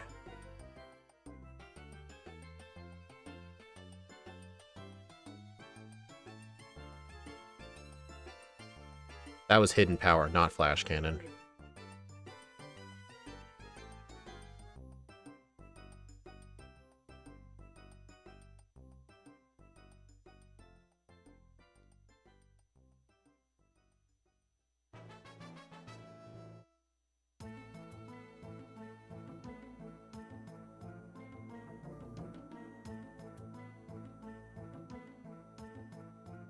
Alright, time for Jasmine. How is the Uner going? Greater than sign. The Uner is going pretty good. The EV training was... Dude, use the elevator. We might get level 49 before Rival 4. Oh, absolutely, yeah. So yeah, once I start the rocket section, I'm going to, as soon as I basically teach Power Gem, I'm going to hold on to the choice specs.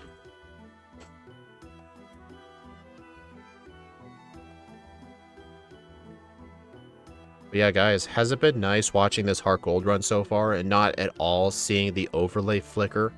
Like, especially in the game corner, the moves used to flicker on and off on the vanilla ROM, but with Scott's patch, it removes the encryption, which is really nice.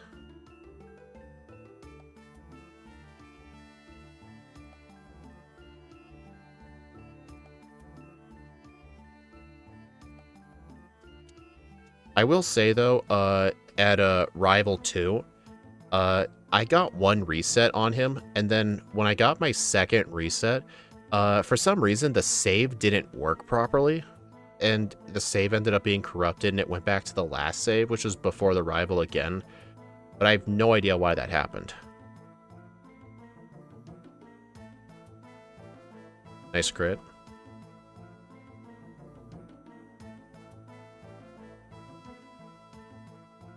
But yeah, this run's going to get a lot worse later. Yeah, I think with how long this Heartgold run's doing, I probably won't edit videos today. Also, I'm not going to fly around getting rare candies until after I get Waterfall. Yeah, Rock Steel is not a good combo. I agree with you on that. Chuck was surprised. Chuck was easy because we spent the time to EV train. The EV training wasn't for Chuck. The EV training is for later. Like right now, I'm supposed to have 200 speed EVs, but because of some optional like Caterpies and stuff that I fought, I'm gonna have 16 less speed EVs, which is overall like 3 or 4 stat points. It's gonna end up mattering slightly for a couple of fights where I'm gonna end up having speed ties instead of outspeeds, or underspeeds instead of outspeeds, but eh. Okay, honestly, I don't think I need to equip the specs right now.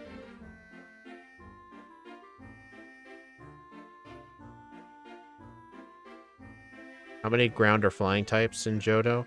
Ground. The fighting types are obvious. There's Chuck and Bruno. There's really, like, no ground types in Johto.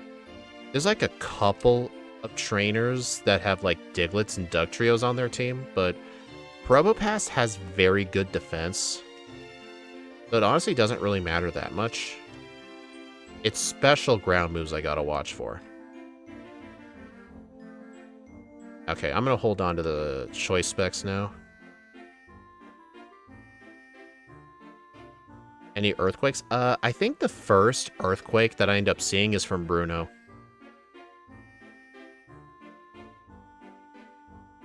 Yeah, there's not many ground types in Johto.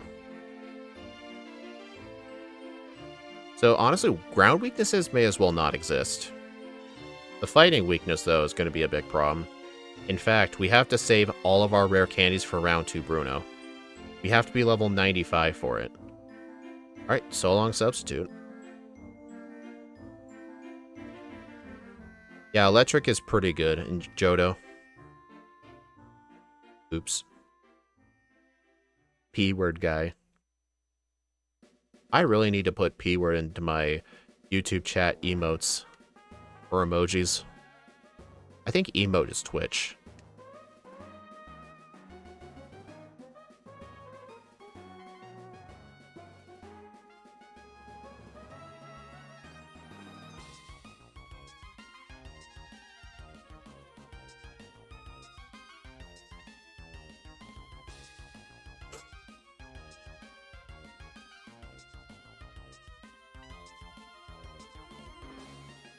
Oh, you know what's funny? That one Rocket Grunt that's down there, that's the one Rattata guy. They, like, demoted him to being an optional trainer. Power Gem Gobert. True, it has... Oh, dang, it has 20 power points. Wow.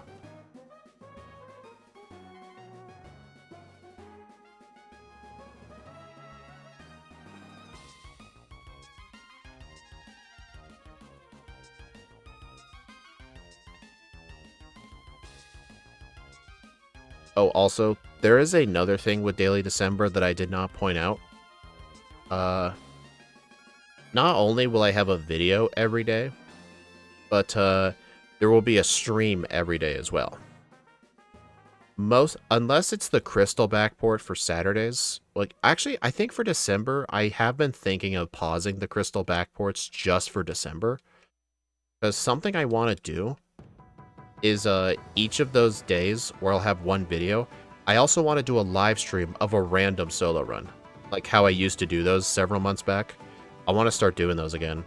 So like, for example, the very first video is going to be in Pokemon Sapphire on November 29th.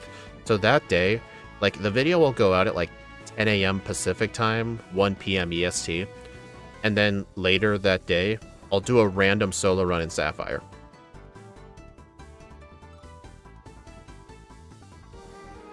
Probably want Power Gem in slot 1. I know. I'm just lazy. But yeah, I'll swap it. I know I should.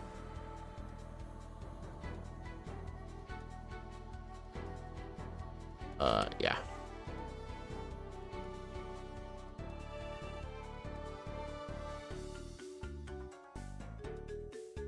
One, because it'd be fun, and two, ad revenue. Like, December is always great for ad revenue because it's a lot of Christmas advertising.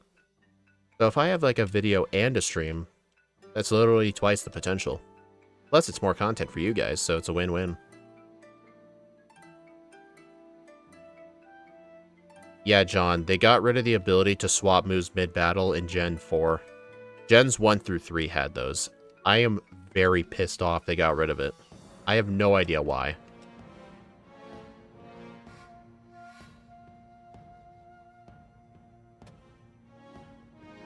I mean, I guess the reason they got rid of it was because you can just tap your moves on the touch screen.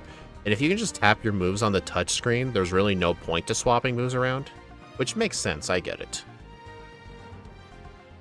Oh, actually, I use the touch screen in my runs too, don't get me wrong. I mentioned this earlier, but I can hold my left control stick to use a move that's not in slot 1. For example, I'm hovering my mouse cursor over Flash Cannon, but instead of pressing left click, I'm holding down the stick.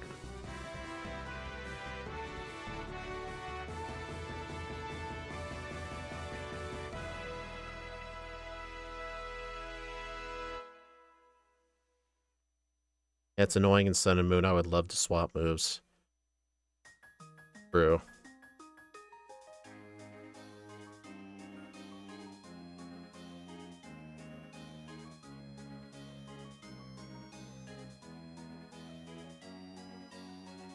But yeah, in 2026, I'll have my schedules revised slightly. Remember at the start of 2025, I had 2 videos a week. I'm not going to do that anymore in the new year. That was a little too much for me to handle. I thought my game froze for a sec. But I'm gonna have it be one video a week, then one stream. And then there will be a random solo run stream that week. I'm still gonna stick to the whole one game per week thing because honestly, I kind of like it. It doesn't really make sense to like go for like Leaf Green, White 2, and Omega Ruby within the same week. I think having one week be the same game actually it actually feels better to do that, if that makes sense.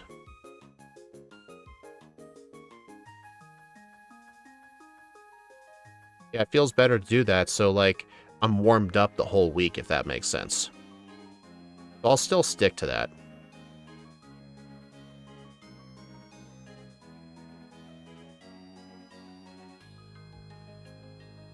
I'm gonna fight these trainers too.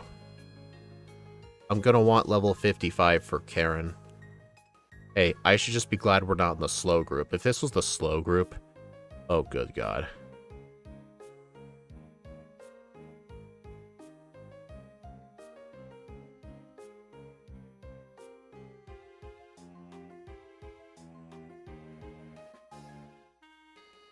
Are these trainers any good? Not that guy. What group? Medium fast.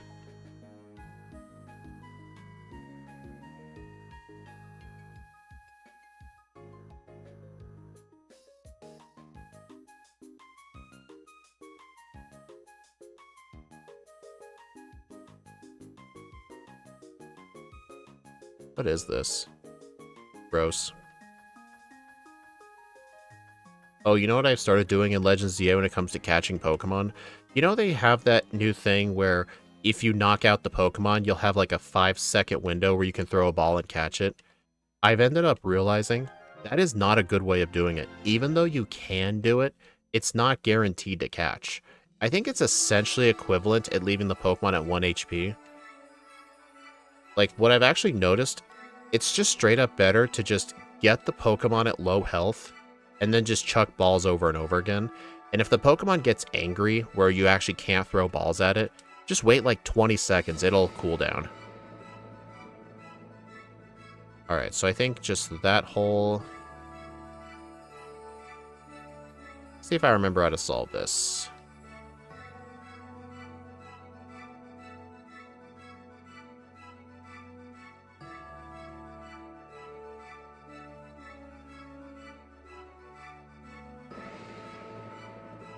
Okay, that third boulder was not necessary. Never melt ice.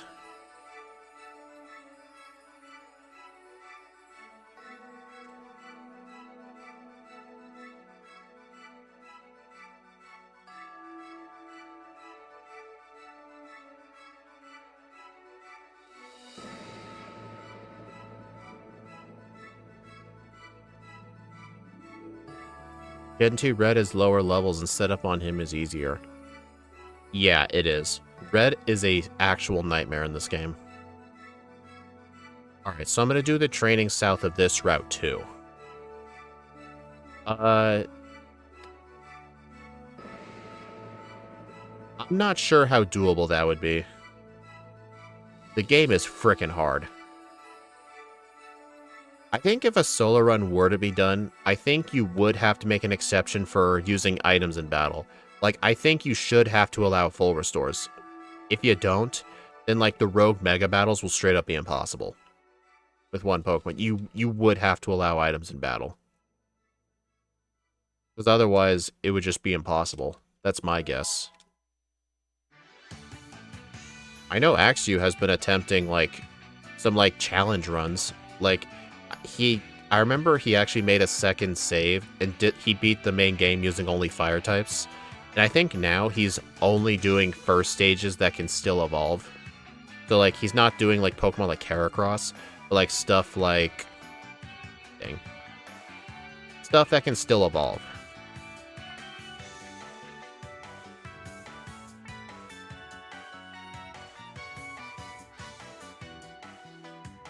Yeah, there's a lot of stuff.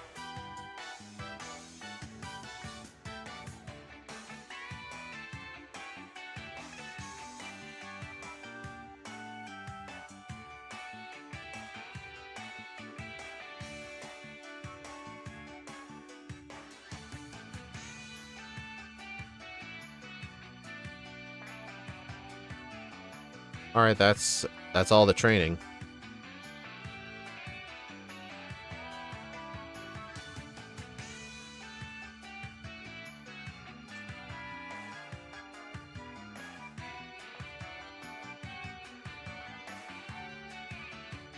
Hey Axu, how much speed does Claire's Kingdra have?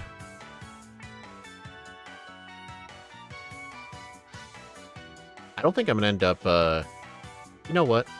At level 55, I wasn't gonna outspeed it anyway with my speed EV, so I don't think it matters. I'm gonna underspeed it, I think.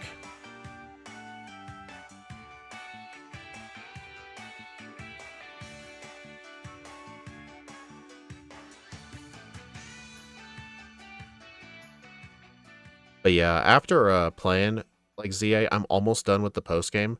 A lot of people in my Discord server really do like the game a lot. Shadow Stitch seems to be the one exception. He really did not like the game. At least he finished it, so I'll give him credit for that. Because a lot of people who say it's bad online refuse to even play it. But I don't know his exact reasonings. They're kind of broad. Like how, like, it's not worth the price, the gameplay's too bland, real-time battles is unoriginal. Really nothing specific. Then again, I know he plays Palworld a lot. Okay, choice specs, spam. I don't like the game and I never played it. I will admit, I hate the Let's Go games, and I only played it for 2 minutes. I'll prove it to you by looking at my Switch profile. But then again, I know for a fact I can't tolerate a Pokemon game that acts like Pokemon Go. Hey, got the miss.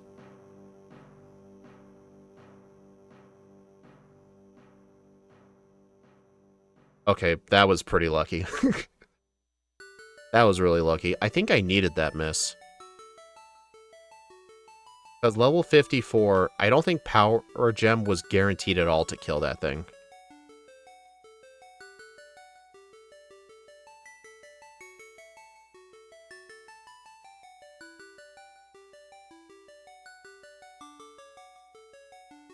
Oh, speaking of Shadow Stitch, next week we were actually gonna do a collab for Pokemon Black Week, because next week would have been Pokemon Black.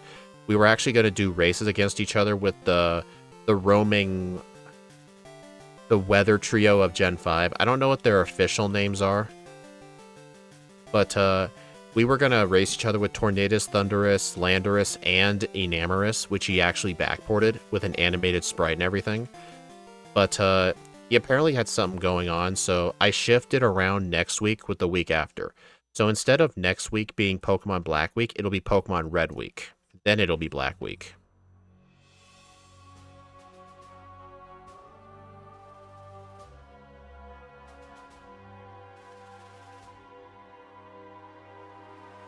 And guess what, guys? You don't have to remind me to get your teenie.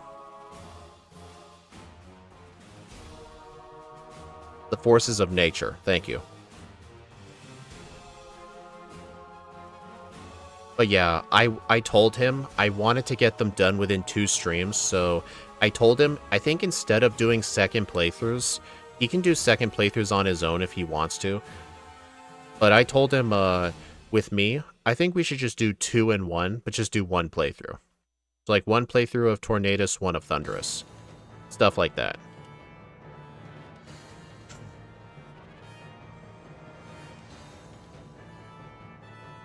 Alright, I'm not gonna farm for rare candies, or go gather rare candies, until after I run away from the Ho-Oh. Didn't Van Man like the Let's Go games? Oh, he absolutely did, yeah. I remember he and Steve got into arguments over it. It was funny. I just don't want to play Pokemon Go on the Switch. I never even played Pokemon Go, and I refuse to play it. Also, you may be wondering why I'm depositing my HM users. There's actually an interesting strat for the Kimono Girls. You have to fight all 5 of them in a row, and if you lose, then you have to, whether you lose or black out, you have to start over anyway. So you may as well just deposit your HM users first. Because these Kimono Girls are actually pretty hard. Plus, Power Gem will make great work. Oh my god, Bruno. I really like the name for this thing. Yeah, Blackout Training. Although, it's not on purpose. We're essentially doing the Chansey strat. We're going to attempt to win, but if we lose, we just accept the Blackout. This is the Chansey strat. The one where we have to save reset until we win is the Aerodactyl strat. The one where you attempt to win... Oh no, that's yeah, there's Aerodactyl strat and the Chansey strat.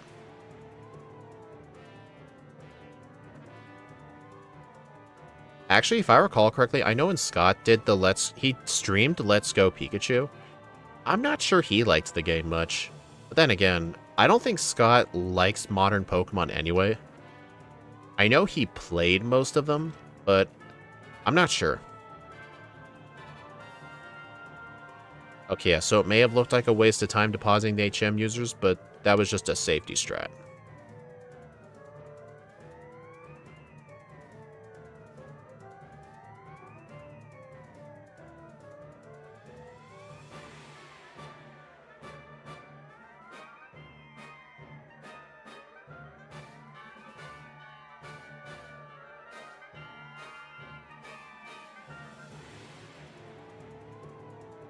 Yeah, I liked ZA a lot. Like, you could say it's recency bias, like the game just came out.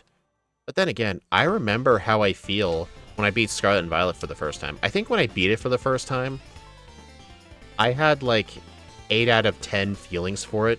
And I think nowadays, would I still give it 8 out of 10? Probably a 7.5. So my feelings were pretty similar.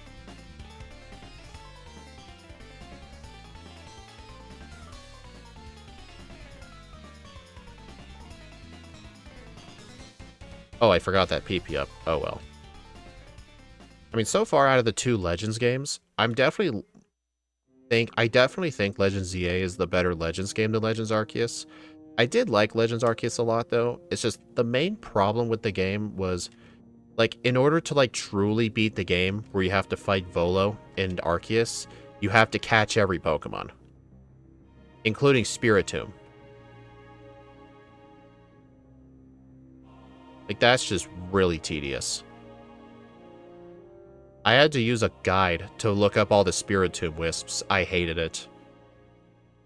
If catching all the Pokemon wasn't required, I think I would have liked the game a lot better. I get that was the whole point of the game.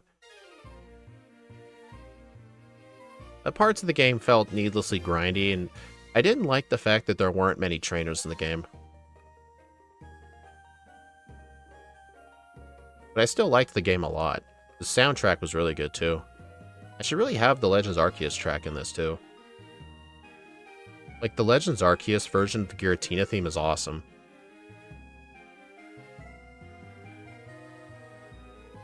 Yeah, I can't run away from that. Just defeat it. Alright, let's go around and get those candies. The reason I always wait until after Ho-Oh is because there's a rare candy in the bell tower anyway.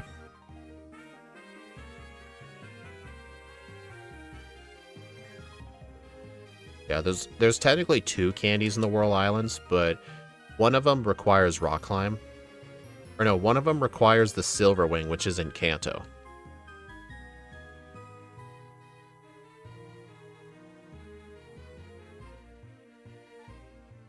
Violet. I mean, I don't think I need the Shell Bell for anything. So, is it worth backtracking for the Shell Bell? Nah, I'm getting leftovers soon.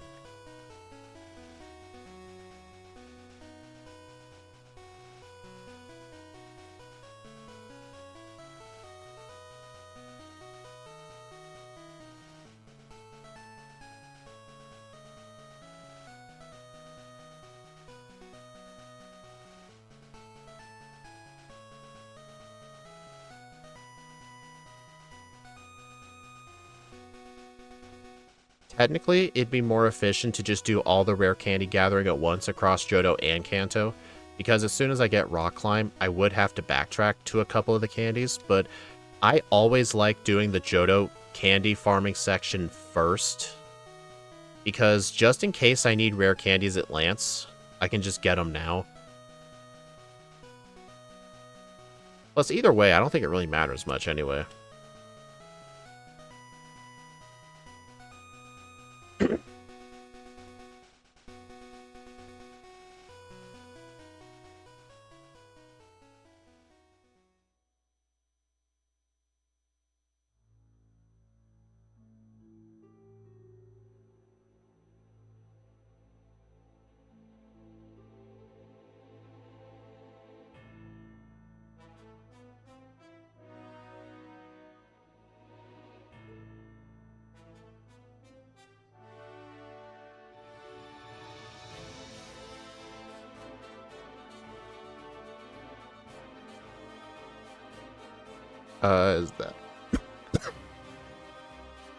Is that all the candies?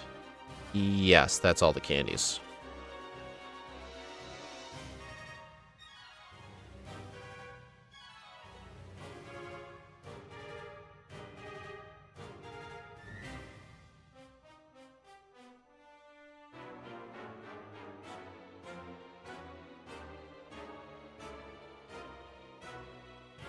Alright, let's see.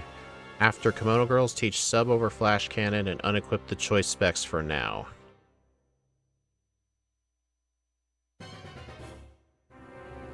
Substitute over Flash Cannon. And I'll just re-equip the Quick Claw.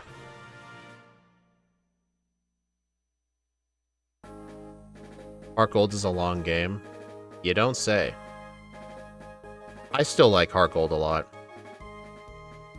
Honestly, I don't care if Shadow Stitch doesn't like ZA. It's his opinion. He's entitled to his opinion. I can't get over the fact he thinks Heartgold is a trash game, though. He absolutely despises the Johto region. Not just like the original Johto games, he hates the remakes, too. Like, I think he hates the Johto games as much as I hate the Let's Go games. Like, he has some sort of grudge against Johto. Then again, I know Vanman did too. Also, I did hear an update from Vanman last week or the week before. He actually told us all in our private content creator Discord server that Scott created. Apparently the reason Vanman's been absent was because after he got COVID, he ended up... I don't know what he had. It's like he was suffering from the symptoms of COVID for like 4 years straight. And he was not really doing good. But he did mention how he's actually doing a lot better now, and he's probably not going to get back into content making because, in his words, he's been out of it so long, and everyone else has actually greatly improved on their own content. If he were to get back into it, he would feel like he'd be ripping someone else off, so he would just watch from the sidelines. Those were his words. But I told him he doesn't need to feel that way, but I completely understand. He mentioned how he wasn't able to drive a car for 4 years because of how sick he was. Which, man, that was awful. That's awful. I feel bad for the guy. It was nice to hear from him again, though.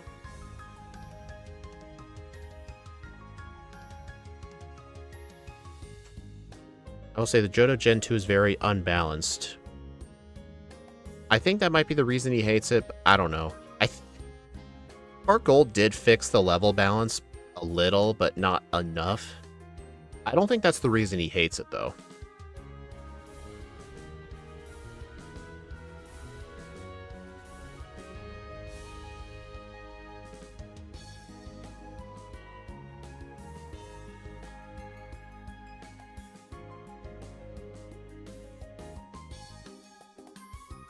And back, looks like we're gonna have to blackout grind in the league. Yeah, let's see, commit to the blackout grind, save all your games for round 2 in red. Before teach Flash Cannon over substitute? What?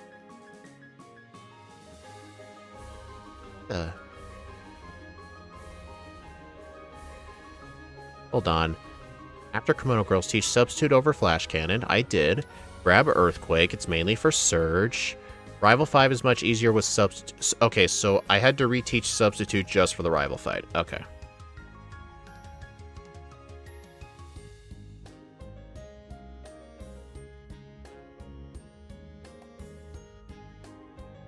Damn it.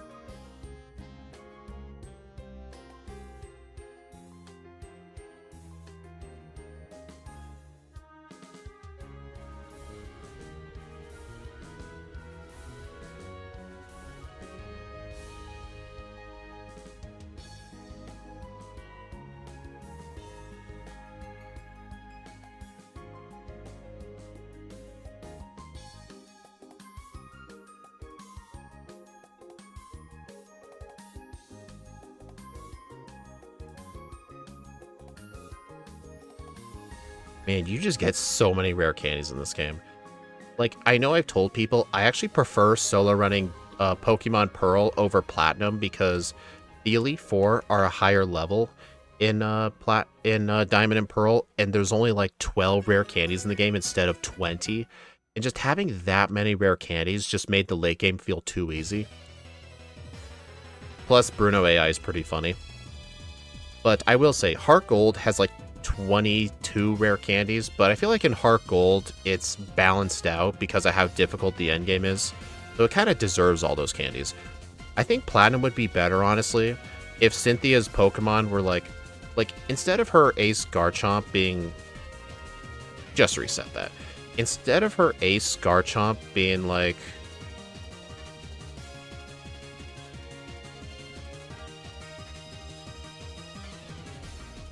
I don't get it.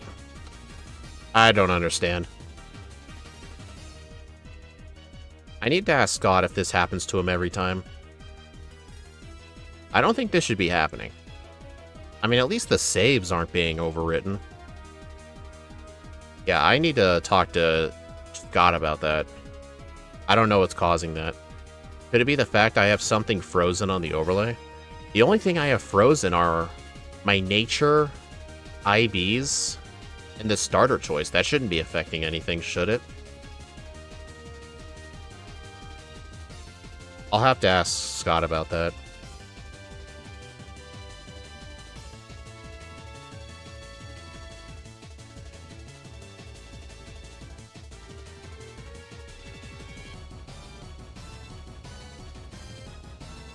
Alright, so the blackout training is for Bruno round 1.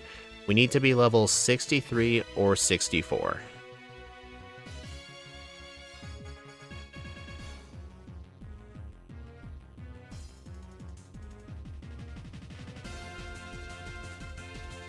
Teach flash cannon over substitute and equip choice specs.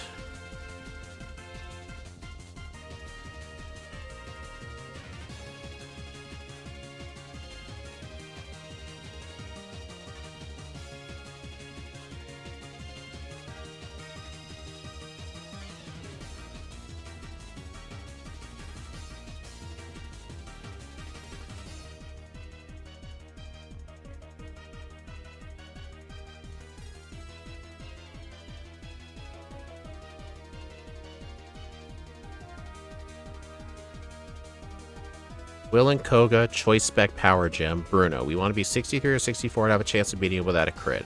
Otherwise, just Blackout Grant until you win against the Hiker, banking on a Focus Miss from Manager's Gengar. We cannot rely on a Cross Chop Miss due to no guard.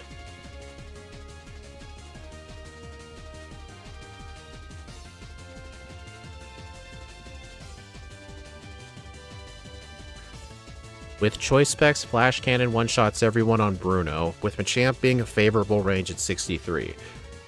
And then, let's see, it's an 81% chance.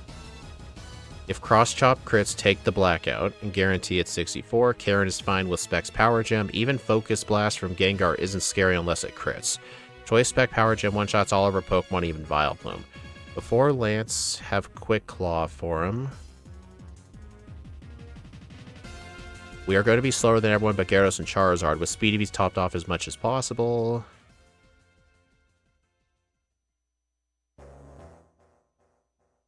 No, don't heal.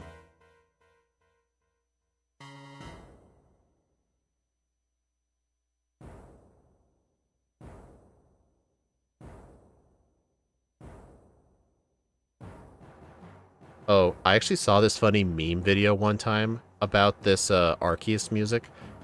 There's a scene from some SpongeBob episode where like Patrick was like using his belly as a drum, and someone had the Arceus music playing in the background.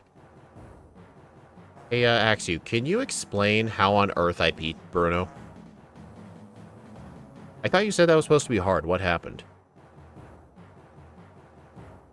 I'm level 60, though. What range is it at level 63? If you guys are wondering why I chose to do the blackout anyway, we still need the training for round 2. So I'm going to continue the blackout training until I get 63 for Bruno. Because that'll be the moment where I'm like, okay, do not black out anymore.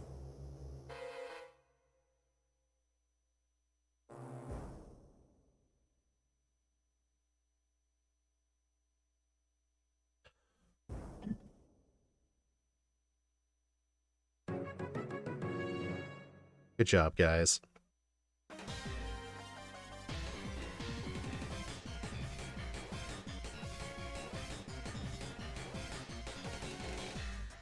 It's a 37% chance at 60?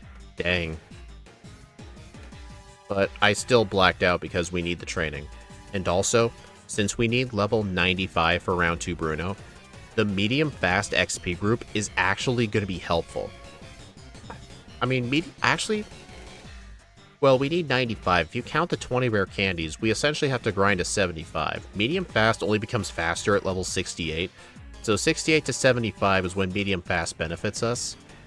I think overall, I think medium fast is better for Probopass in this run.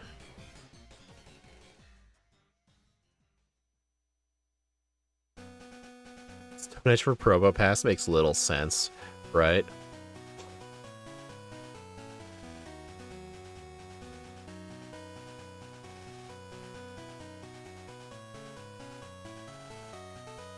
Got the range again. You know what? This is pretty close to 63. I'll accept this. I'm not blacking out again.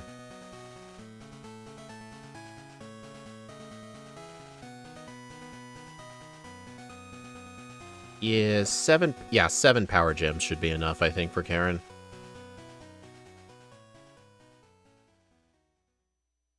Axu, you lied. You said everything on Karen's team is a one-shot with power gem, not the Umbreon. What the? Are you kidding me? Did that Gengar use Spite? Wow. I didn't save. Yeah, did I save? Yeah, I did.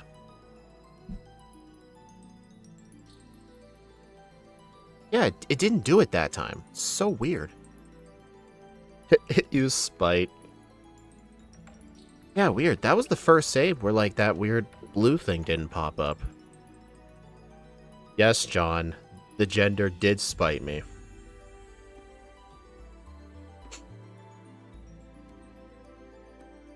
You know, wouldn't Flash Cannon be better than Power Gem?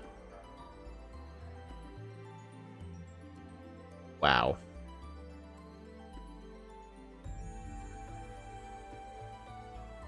Oh, God. Dude, why does that weird thing pop up sometimes? It's so weird. Oh, yeah, Houndoom. Right, forgot about that.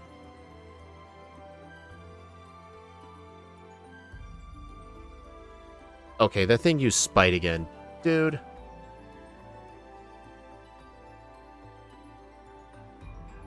Dude, why does it keep loading previous saves? This is the previous save. That's weird, like, it's deleting this. Okay, now it says saving a lot of data. I don't think, it's like not saving properly. I need to tell Scott about this. I think there's a problem with his patch.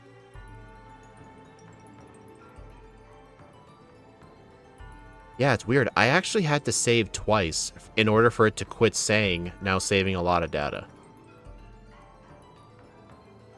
But yeah, I'll need to bring that up with Scott.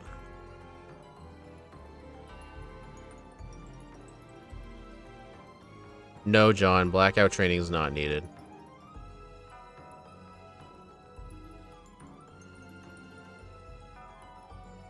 Yeah, I literally had to save twice.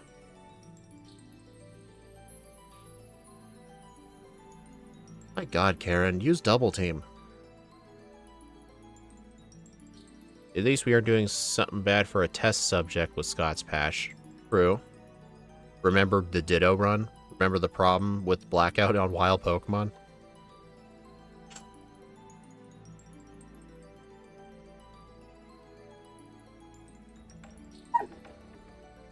Alright, Quick Claw for Lance.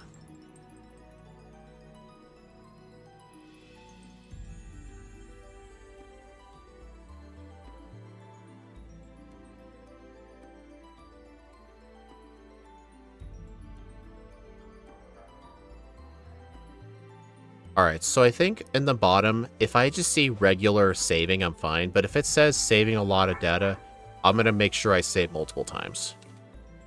It's kind of dumb I have to look for that. So yeah, I'll report it to Scott. Oh, I don't have the speed. Hey, Quick Claw, nice. On the one that actually mattered, which was good, because that Dragonite had Fire Blast. Actually, wait, no. Yeah, that was a Quick Claw. I was gonna say, wait, no, that's not a Quick Claw. I outspeed the level 50 Dragonite. But then I'm like, oh wait, I'm paralyzed. Wow, Probopass just completely iked that fight. Oh my god. A Quick Claw on the Dragonite with Fire Blast, and a Quick Claw on the Charizard, while paralyzed. How does Aggron compare to Probopass? Aggron is in the slow group. I'm pretty sure it's in the slow group. 7:14 game time for round 1. Alright, I'll need to do a manual reset.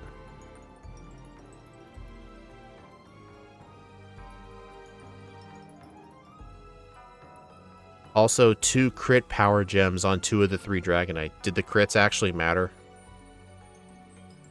Like, seriously, did the crits actually matter? I'm pretty sure they wouldn't have mattered, right? Okay, here's the one disadvantage of depositing.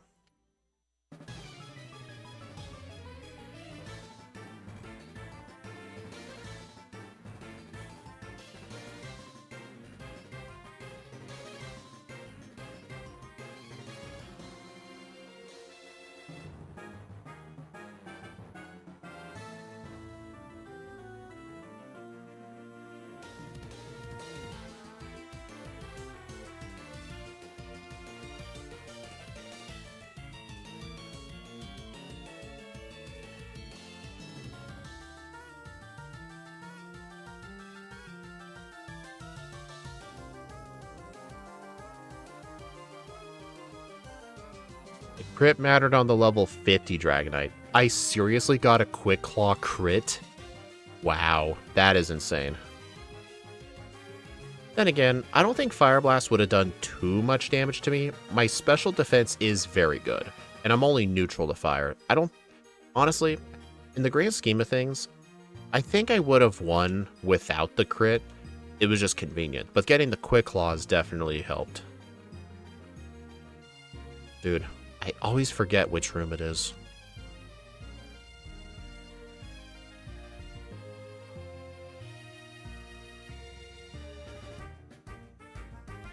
Alright, what's our routing through Kanto? Erica, Sabrina, Brock, Blaine, Janine, Misty, Surge. So we're saving Misty and Surge for last. Other than that, it's the normal route.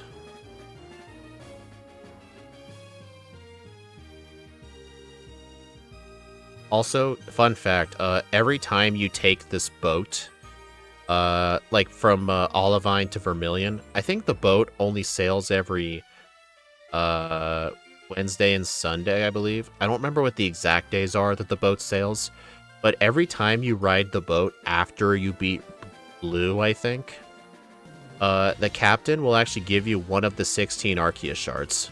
Arceus plates. It's the only way in this game to get the Arceus plates. So for fun fact, since the silver powder is essentially unobtainable in this game, when you take into account like wild Pokemon, a bug type boosting item is not possible in this game, at least in terms of a solo challenge.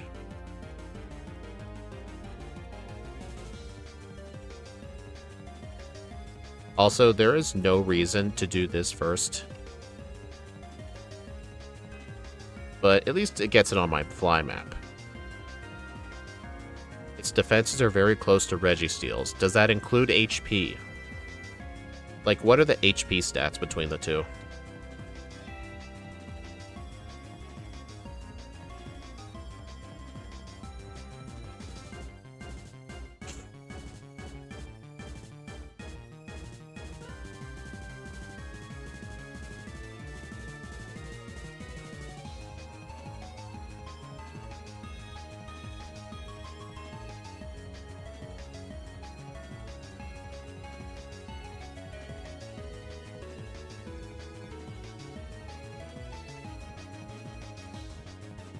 Make sure you get a second copy of Hidden Power. Thank you for the reminder. They're all free with choice specs. Oh, yeah, Hidden Power Ice. Oh, I don't have choice specs. I should be fine. Yeah, I should be fine. Thankfully, my defenses are quite good. Okay, so Probopass is essentially a less bulky Registeel. Uh-oh. Come on, Quick Claw.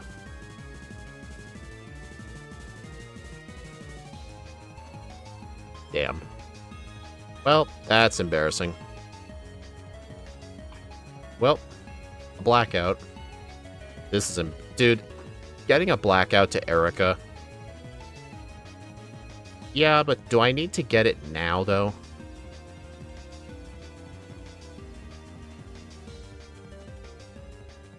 I'll get it later. Bruh, seriously?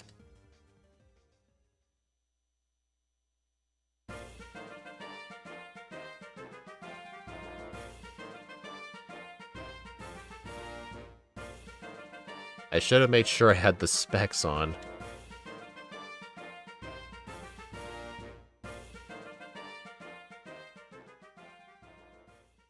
Oh, better get the thing. Hidden Power.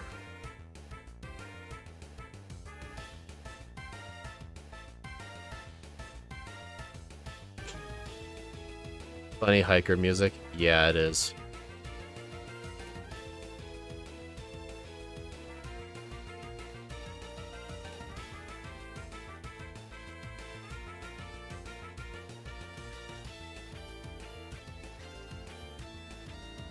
Okay, now it should be free. Well, I should still save because the Jumpluff can use Sunny Day.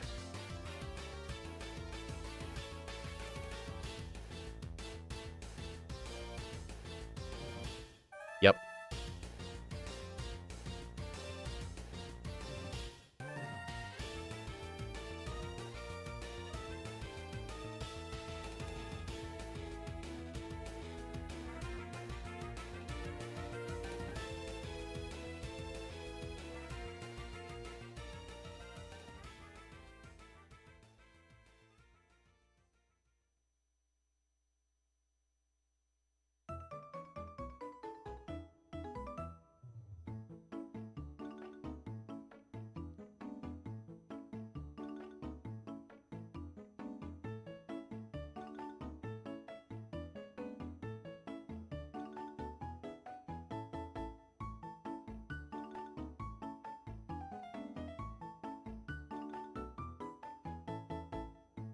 Actually, I'm pretty confident if you hug the wall, they can't see you.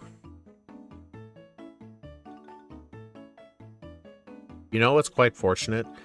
In every iteration of Sabrina's gym, from Gen 1 to Gen 4, they kept the teleports the same.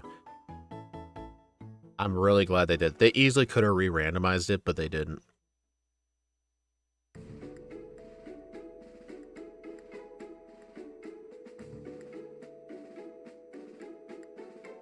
Reflect.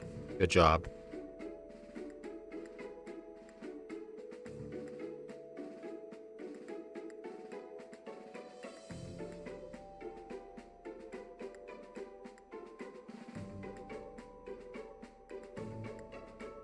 And if only that Mr. Mime was weak to steel.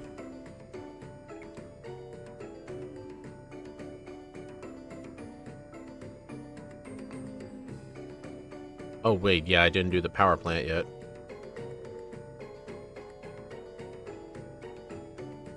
In the original games, I would always go through Rock Tunnel, but in the remakes, I actually do this route because Rock Tunnel's layout has changed so much.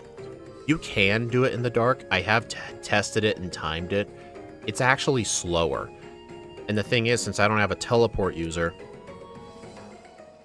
you have to make the trip twice, unless you were to get one. And, I mean, you could get an Abra, but teleport is kind of bad in Gen 4. You're just better off just going the route.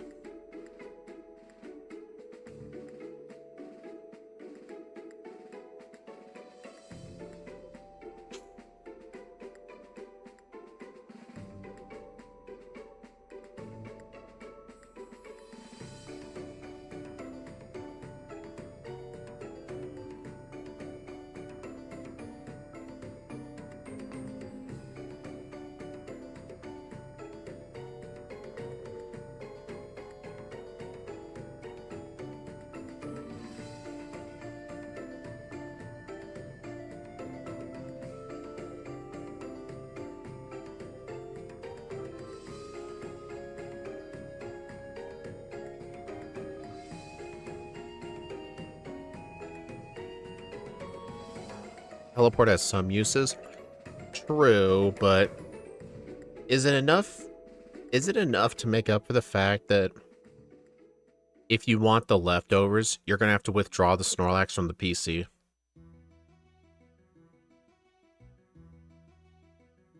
Plus the fact you have to be on a route to actually use teleport for some stupid reason.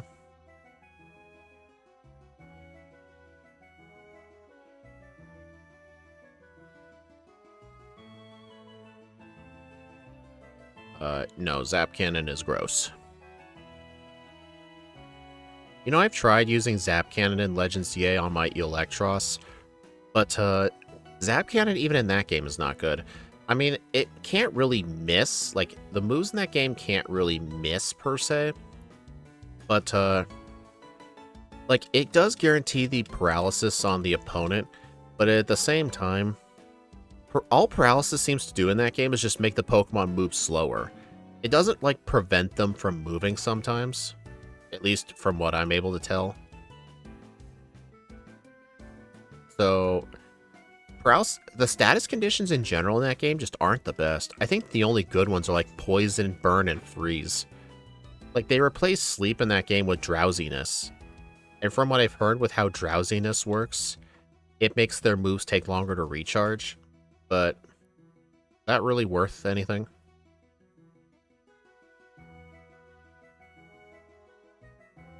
And if you're confused, for example, in that game, all being confused does is make you like move in zigzags, and it can make your Pokemon take longer to actually hit you because they're busy zigzagging all over the place and they don't know what they're doing. But they don't like hit themselves. Status conditions in that game are just weird.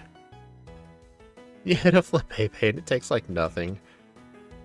Some moves in that game are very fun to use. Like, for example, like, I actually would use, I'd use my Talonflame, like Brave Bird or Flare Blitz when clearing out Mega Crystals, because they can hit, those moves can hit like 5 piles all at once. And they don't take much recoil on those things, like 5 HP in recoil, I think. No. Wait, no. Don't fight Misty yet, but I still need the part.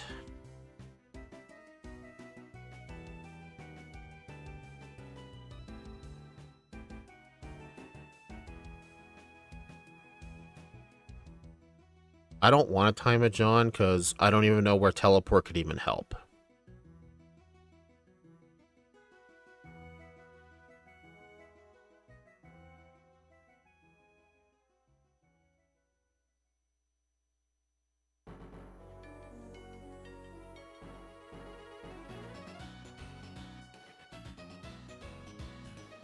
What changes do I not like? I think the one that actually affects runs is the ability to not go to the move deleter until after you clear out the tower. In the original Crystal, like, even if you have to do the radio tower, you can still go to Blackthorn and, like, access the move deleter. It's just the difference is there's a guy block in the gym, but in the remakes, you just straight up can't go to the city. So if you want access to the move deleter, you're going to have to wait till after the radio tower. Like, you have to wait longer. That is an annoying thing, I'd say.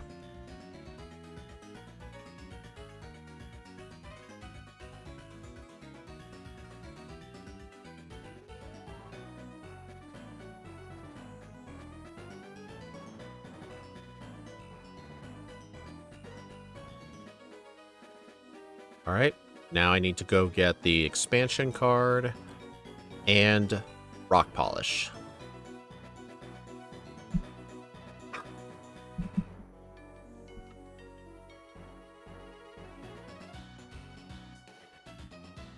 I think that's rock polish. Yep.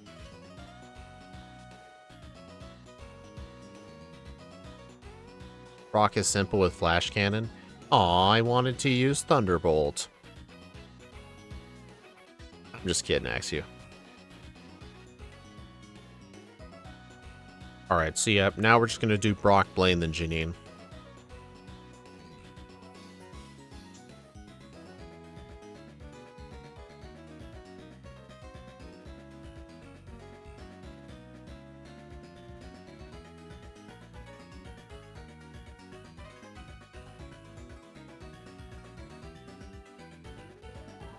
Catch this in a Master Ball. I actually saw in Scott's latest Heartgold run that he actually ran away from the Snorlax instead of catching it, so he had to reset and fight Surge again. That was pretty funny. Okay, I'm gonna need more Super Repels.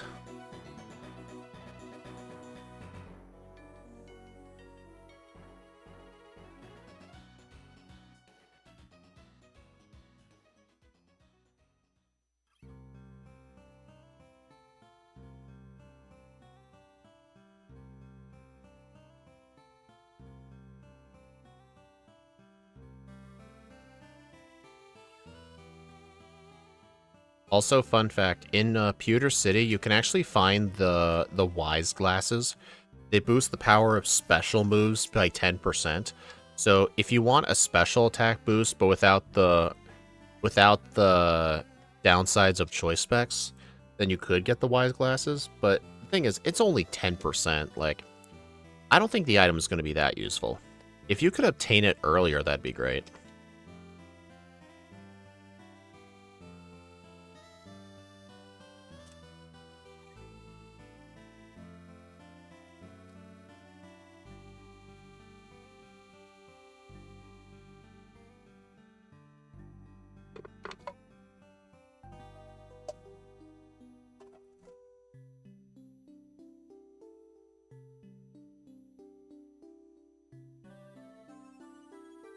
Yeah, I think my clothes are done in the dryer by now, but they're in the dryer. I can wait till my thing's done.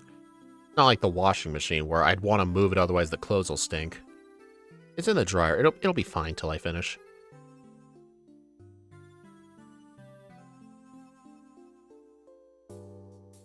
Nice to see Beedrill guy just stuck over there. Fun fact, in this game, he doesn't have 3 Beedrills. He has, like, 1 Beedrill, 1 Burmy, and, like, something else. Like, they completely ruined his whole team.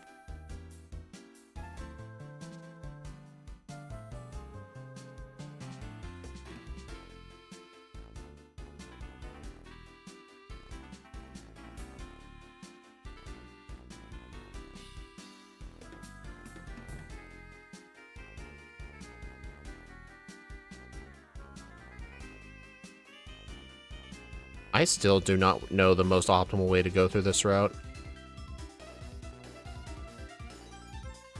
That might just be it right there.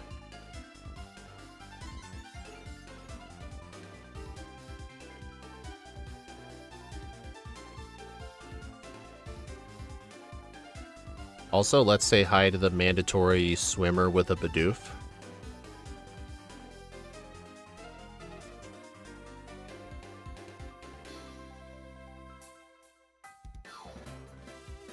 Oops.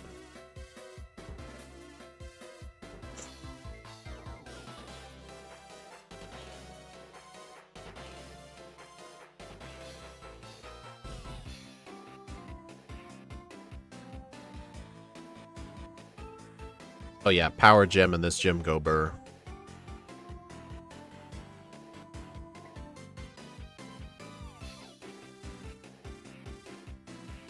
Oh, I should be careful about the speed stat, actually.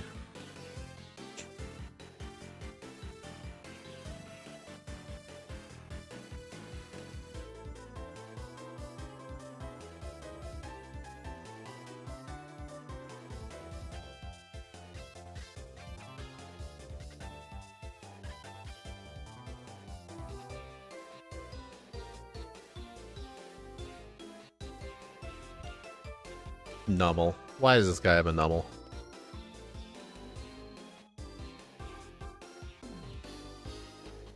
I don't think I outspeed Blaine's Rapidash, so I should save. I also have 4 PP ups, but I haven't used them yet. Because I don't know what to use them on. I think I have to save 3 PP ups for red anyway. So it's kind of good I haven't used them yet.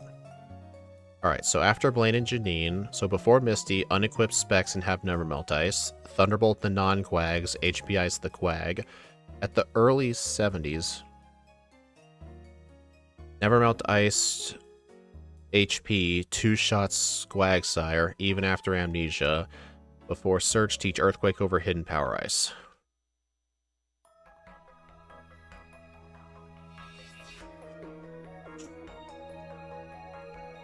Alright, let's go ahead and get the rare candy that's in here.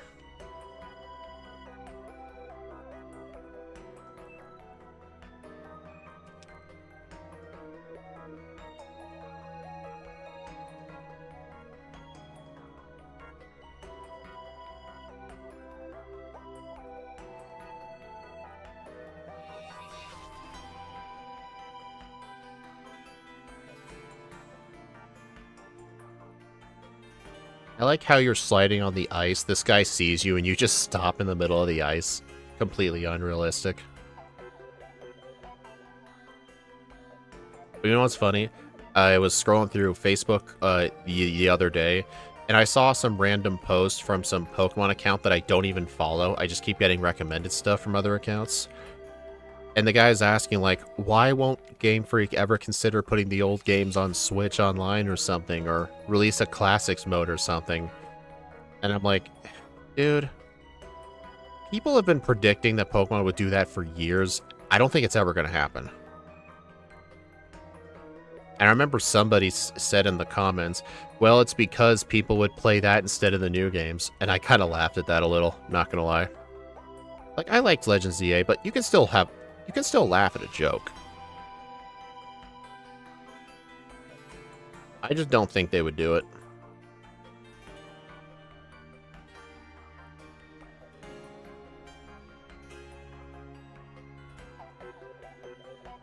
I don't know if there's some sort of, like, actual, like, game ratings reason why they can't do it.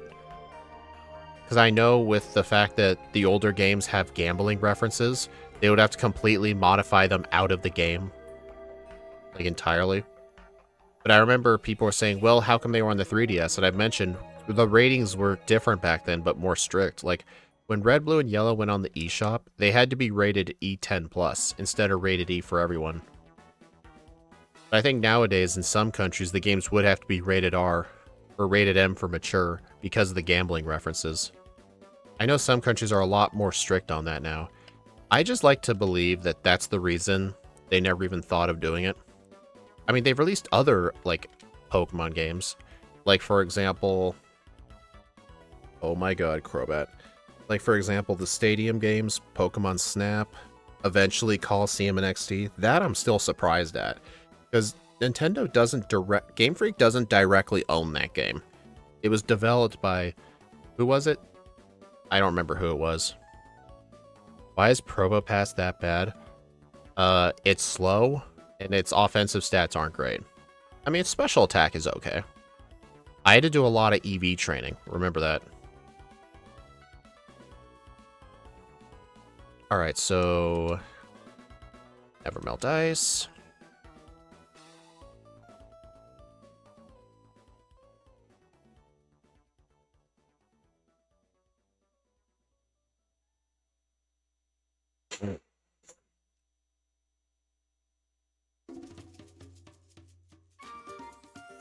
Yeah, Rock Steel. I will say, though, Probopass feels way better than Bastiodon. Bastiodon is just pure garbage. Strangely fast. Look at my speed EVs. I have 184 speed EVs. I was actually grinding on Poliwags and Psyducks. Why did I Power Gem? I meant to use Thunderbolt.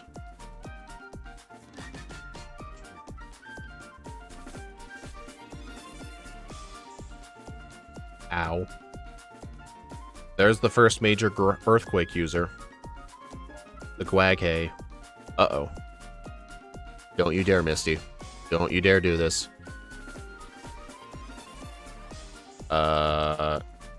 Yep. Reset to Misty. To be fair, I expected Misty to use Amnesia. Hey, Boss KO, the only time you ever put a message in chat is just when Quagsire pops up.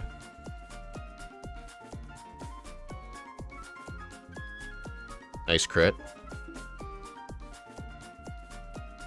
Actually, I should have used Power Gem on Lapras now that I think about it.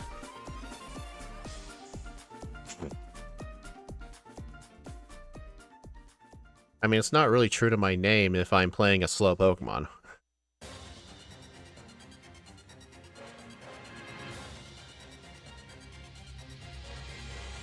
Alright, so for Surge, teach Earthquake over Hidden Power Ice and have the Quick Claw.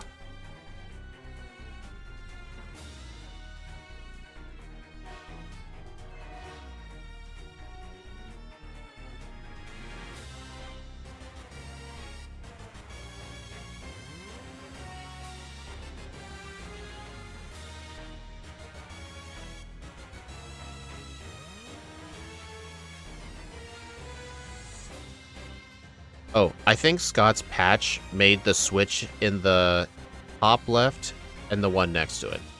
Yep. Yeah, Scott's patch, I remember he mentioned he couldn't get the puzzle to be automatically served without crashing the game. So he just had the first switch always be in the top left. Oh my god. That Raichu outspeeds me by 3. I think if I had done the EV training properly, I probably would have speed tied it.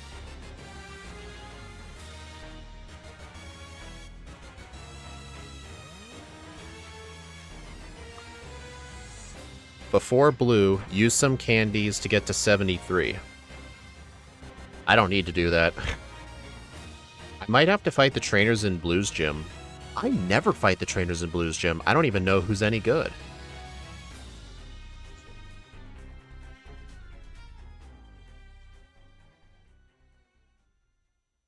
Yeah, I think there's one double battle in his gym.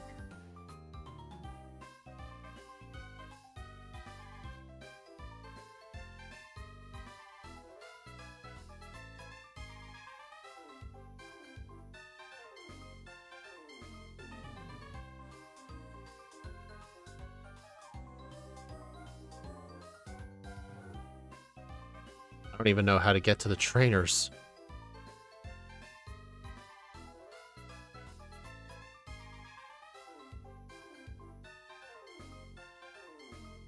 Don't do this. I'm just gonna fight these bug catchers.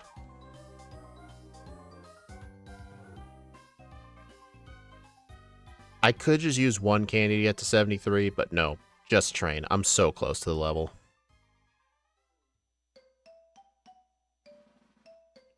There's actually some trainers in Viridian Forest, too.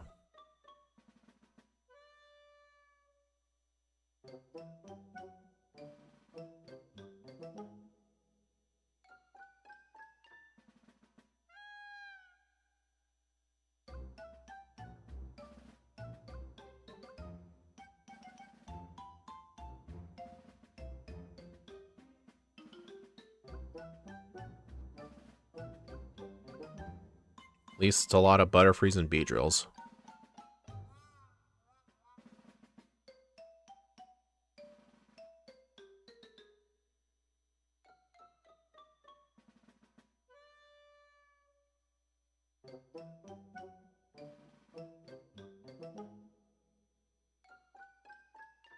A level 52 Metapod. Another Metapod. What the f- Dude, this guy has a level 60 Metapod. Blue Flute. Don't even know what that does. You know, I like how the trees in Viridian Forest are darker. Level 28 Weedle. What is this? Dude, these trainers are disgusting. Lock on. Gross. Can I escape rope in here? Nice, you got to escape rope Viridian Forest.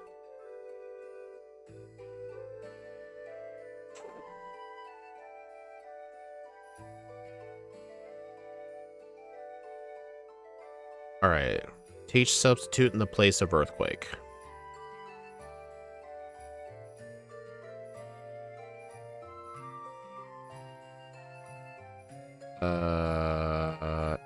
Earthquake. Have you ever ran into level 65 Magikarp? I think so.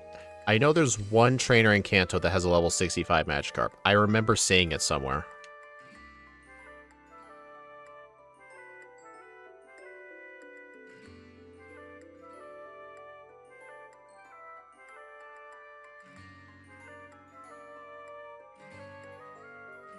Leftovers for blue? Oh. Thanks.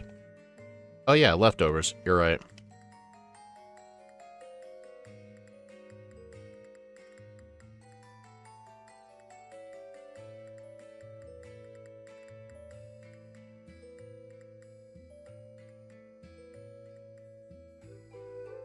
The reason why Machamp sent out third is because Machamp achieves the... Okay, I'm gonna read that later. Nice Hypno Miss. Classic. And Trick Room. That's funny with how slow I am. Might benefit me, but probably not.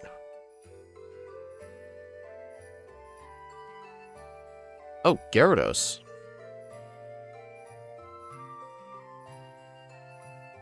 I wonder if the Trick Room's gonna wear off. Nope. Ouch. Reason why Machamp sent out third is that Machamp achieves the type chart overflow bug, where quad effective plus quad effective makes it send out neutral plus neutral matchup. Because Machamp is fighting, even though it's not that way normally, the switch AI makes it deprioritized. Okay, that's weird. If Exeggutor Trick Rooms, stall it out. We need the substitute up for Machamp. What's the double quad overflow?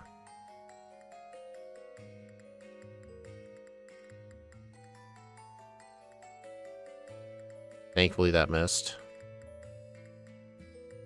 Like, I know I just read it, but I don't know what it means. Someone dumb it down for me, please.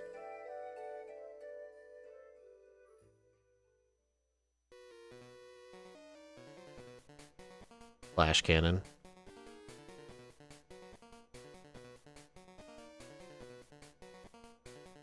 Power Gem. And just Power Gem the Pidgeot.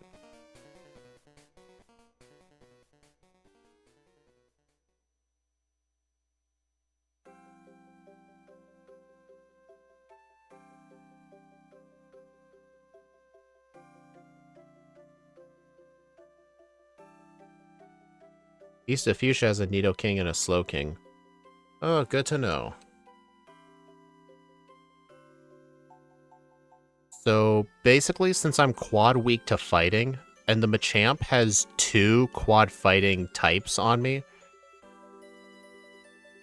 So, since Machamp in the game's code is a fighting type, because every Pokemon has 2 types in the game's code, so it's a fighting type. So, quad effective matchup is a bug for the Switch AI. So basically, let's just say let's just say I'm using something that's... Let's say I'm using Gyarados, right? 4 times weak to electric. And I'm facing the... I'm facing against somebody that has a Raichu in the back. And it's their only electric type. Since Raichu is an electric type against Gyarados, does that mean the game views it as neutral due to a bug and the Raichu gets saved for later? Is that how it works?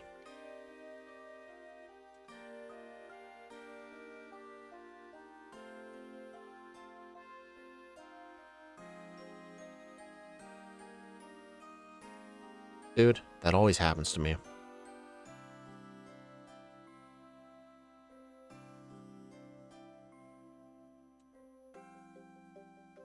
Highest priority is quad effect and super... Yeah, I would expect that, but why is the Machamp delayed? Like, what causes it to be delayed? Like, I know I just read out your notes, but I still don't really understand the glitch.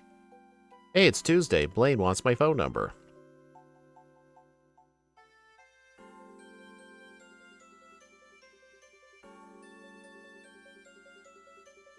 Quad effective with Gyarados versus Raichu. It'd be something like Electric Rock that would have higher priority. So the AI prefers quad and regular weak, but having 2 quad weak typings deprioritizes it. So against a Gyarados, like if I was using Gyarados, right? Is that all the candies? Yeah, that's all the candies.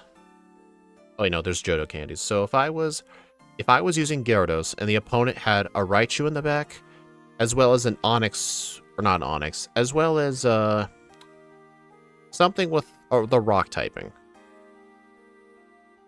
You know what? I'm just going to take your word for it.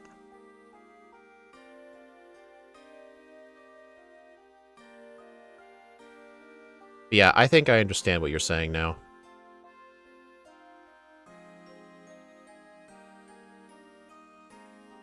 What you're basically saying is, if there are 2 Pokemon in the opponent's party, one has 2 types where both of the types you have a 4 times weakness to, and there's another one where they only have 1, the one with the 1 gets prioritized, right?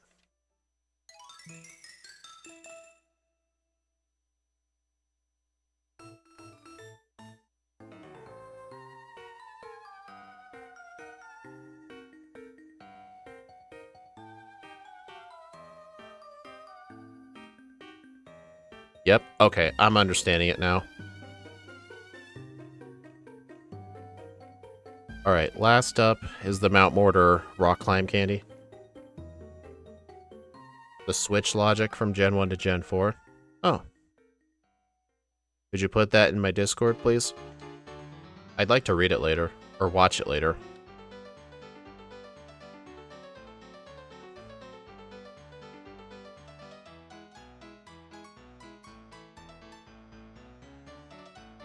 This theme's awesome.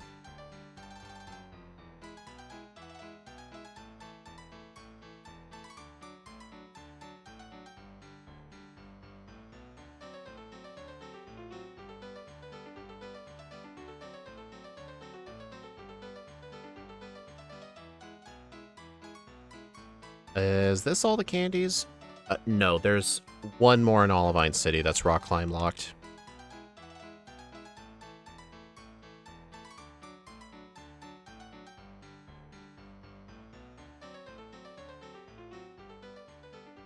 Okay, I think the only rare candy left is the one in Mount Silver. But I'm gonna need all the candies for Bruno, so I will go get it. Interesting, Scott's patch has it so all the gym leaders are in their respective spots when they want your phone number. Interesting. He probably removed Day of the Week checks from the game. Is there a rare candy on this? No, there is not.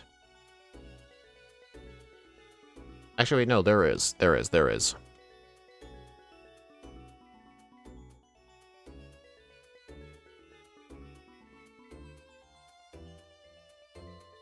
I think I would... There it is. there is the Mount Silver, but I think I would prefer using that one for red only. I need 95 for round 2 Bruno. How many candies do I have? 21. So that would get me to 94. You know what? I actually don't need that candy.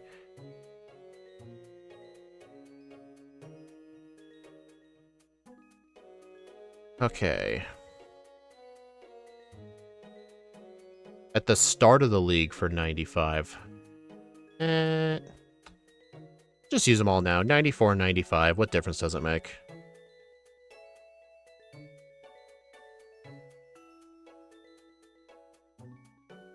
Yeah, he probably removed day of the week checks entirely.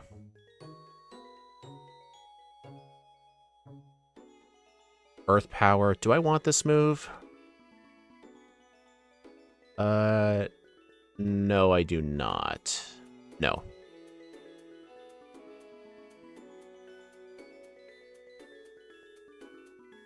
Will Choice Spec Power Gem.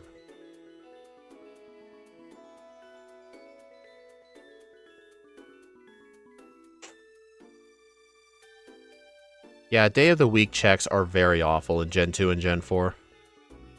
Well, for Heartgold, Soul Silver.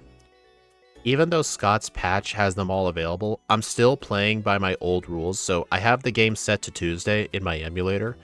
So I'm only going to allow myself to obtain things that are Tuesday only.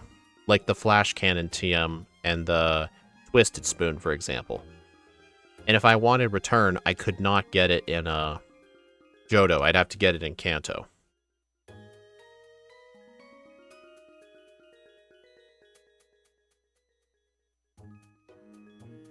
Koga, Spam Flash Cannon. Bruno, level 93 with choice specs. Flash Cannon can sweep through his whole team. You may wonder about Lucario. Luckily, Lucario cannot one-shot Probopass from full health with close combat without a crit. And due to the special defense drop, it is enough to guarantee the one-shot. Also, level 93 lets Probopass avoid bullet punch range from both Hitmonchan and Machamp after one close combat from Lucario. So close combat does... hold on. Close combat does 75 to 90%. Bullet punch does 4 to 5%.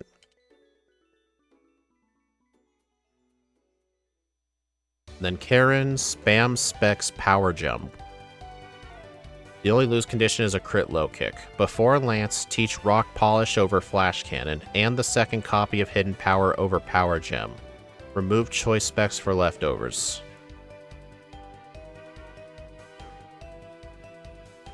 I mean, this run so far hasn't been really hard. It's been just slow.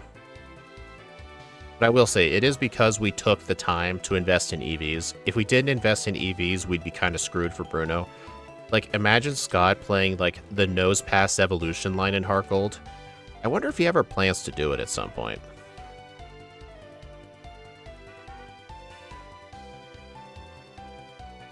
Like, if he did the Nose Pass Evolution line, assuming he mods it to where it can evolve with a Thunderstone or something, he would not have done EV training for Bruno. Especially for the whole special attack thing. Like, his reset counter would be, like, in the 70s. Counter. Dude, why does Bruno get access to a Lucario but choose to play it like a Bruno? That thing, I only ever see that Lucario go for counter.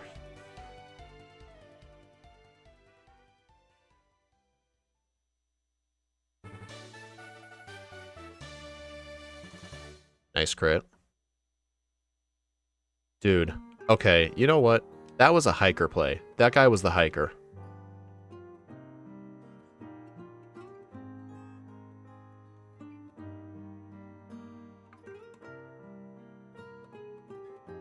Literally, we were routing around round 2 Bruno just for him to do that. I'm not saying all the training was, I'm not saying all the training was a waste of time, though. All the training was absolutely necessary, if anything, for Red.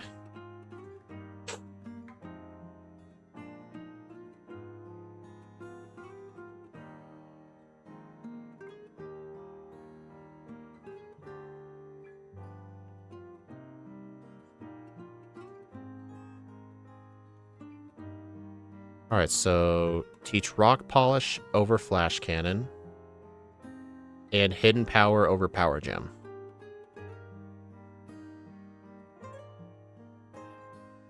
His team was better in round 1. Absolutely disagree with you, John. He had an Onyx in round 1, dude. That's just inexcusable.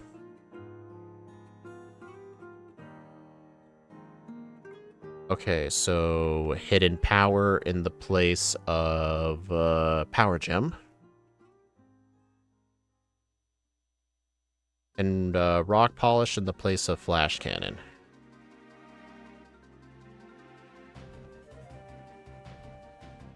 With leftovers.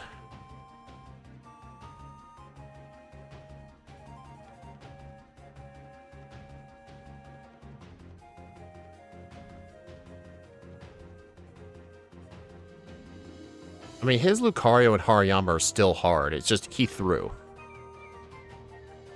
Alright, I'm going to use a substitute. Wow, that did nothing.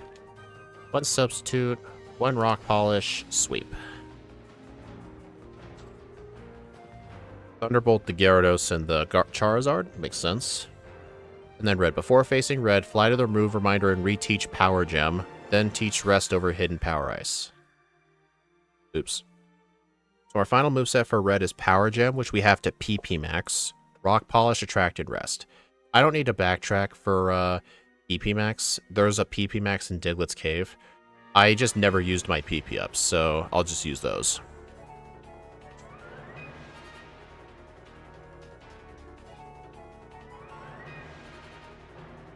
Alright, round 2 Lance is done.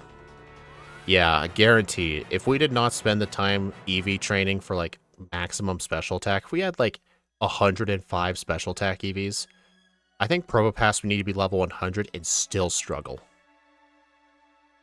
Oh, do we need 97 for red? Alright, round 2 finish of 933.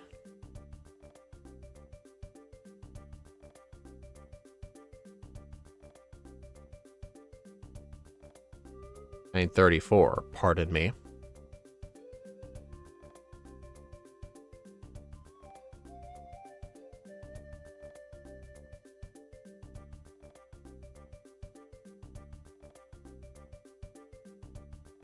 $98 for red after the Mount Silver candy. Okay. Okay, so my moveset is Power Gem, Rock Polish, Attract, and Rest.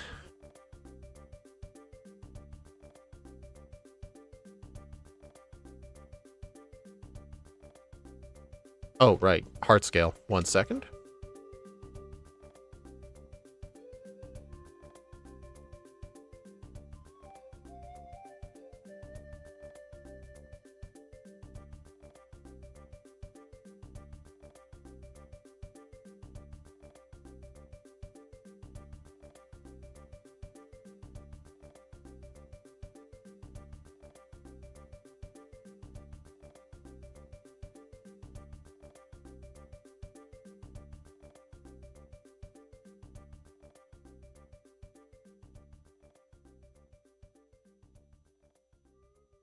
Alright, Rock Polish.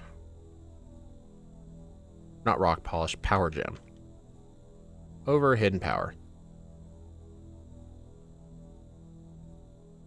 Alright, then I'll just teach Rest and Attract.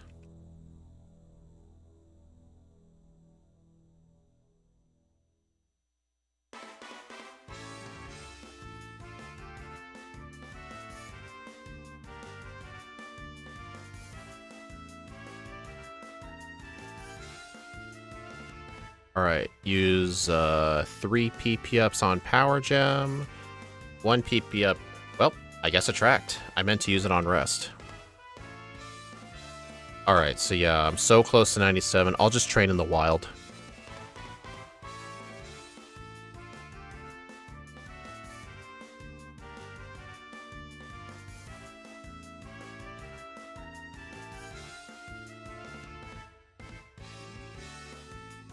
Man, I really do not like Ponyta's Sprite in Heartgold. It looks way too small. Alright. Oh, held item Metronome.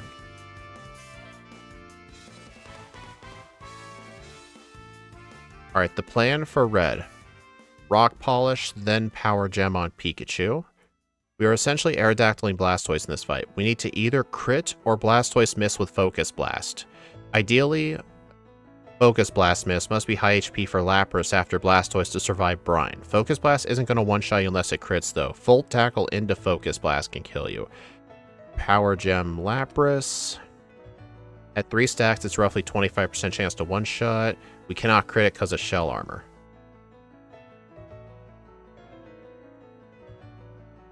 Okay, yeah, so the whole fight essentially just boils down to use 1 Rock Polish on Pikachu,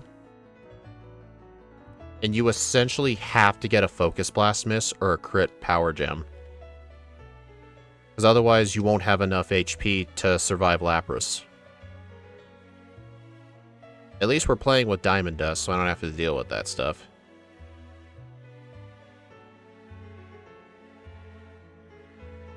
I know Scott chooses not to play during days with Diamond Dust, I think just to make red more challenging. I mean, I wouldn't consider it cheating. It's literally a vanilla mechanic of the game. Just if you fight red on certain days, there's no hail. That's just his prerogative, I guess. I'll make it easier on myself, thank you.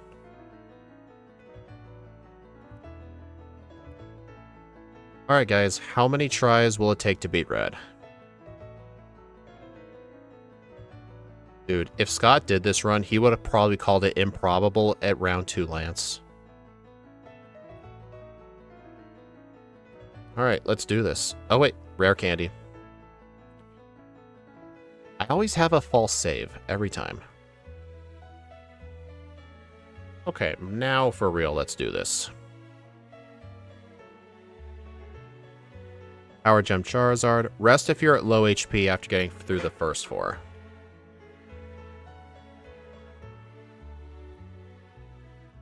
Not just improbable, requires... Oh, right, he would have had double team, you're right. Hey, Focus Miss.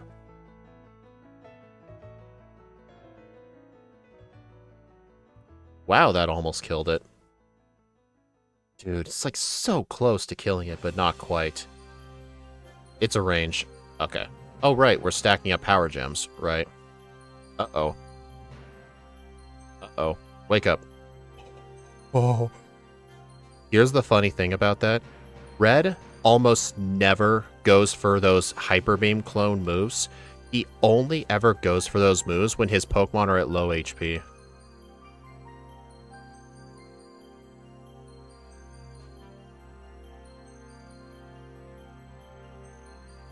Well, I'm gonna...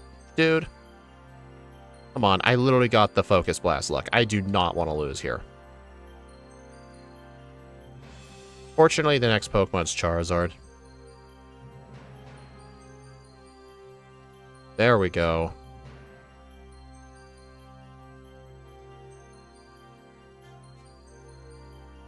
Nice crit.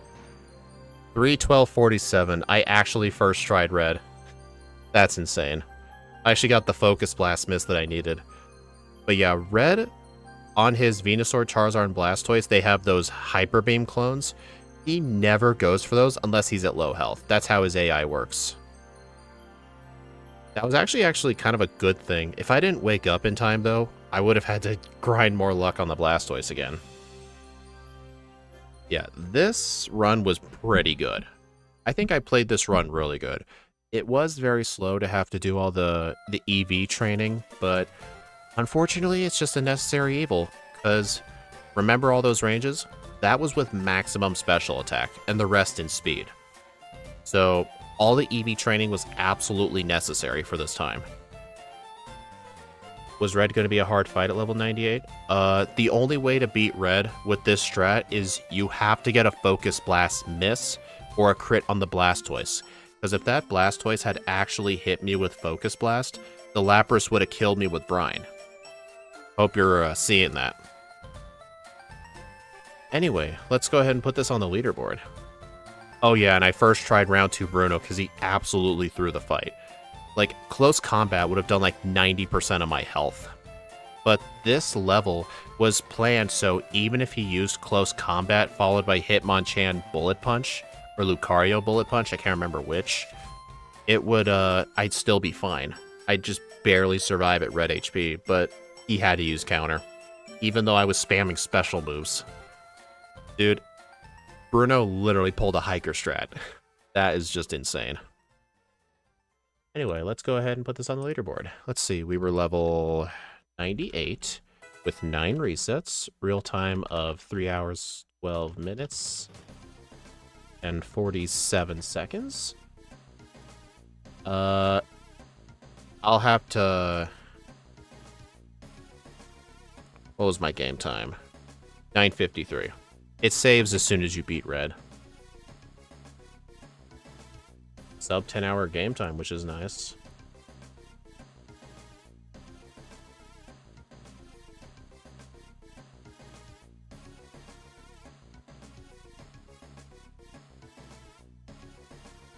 How Mount Cargo would go. Shut up, Axu. Anyway, if we take a look at the leaderboard here, Probopass gets 17th out of 20th place. It did worse than Tyranitar. And you gotta remember this. Tyranitar, like, I think, like, 25 of its resets or somewhere around that number was just on the Bruno fights. Like, Tyranitar struggled with Bruno quite badly, and Tyranitar still did better. You know why? Tyranitar actually has great stats. It's just, its typing is horrible. Better than Slowbro. Slowbro was actually a good Pokemon. It's just the problem with Slowbro is you gotta EV train for speed as well. Honestly, I think this was the cutoff point to where anything below this I had to EV train. Metagross and Magnezone are down there. They haven't been ranked yet. But anyway, thank y'all for stopping by, everyone. I do appreciate it. The next stream should be tomorrow, I think. Let me check. Yeah, tomorrow. We'll be doing Pokemon Heartgold with Metagross. This was a paid donation run from Empty Eyes. He wanted to see Metagross, so we'll play it. No Calm Mind is a death to the nail. Yeah, for some reason, Sabrina doesn't give Calm Mind in this game. She gives Skill Swap. Yet some random guy in a house gives you Psychic. It's so dumb. But anyway, I'll see you tomorrow as we do Metagross. Bye.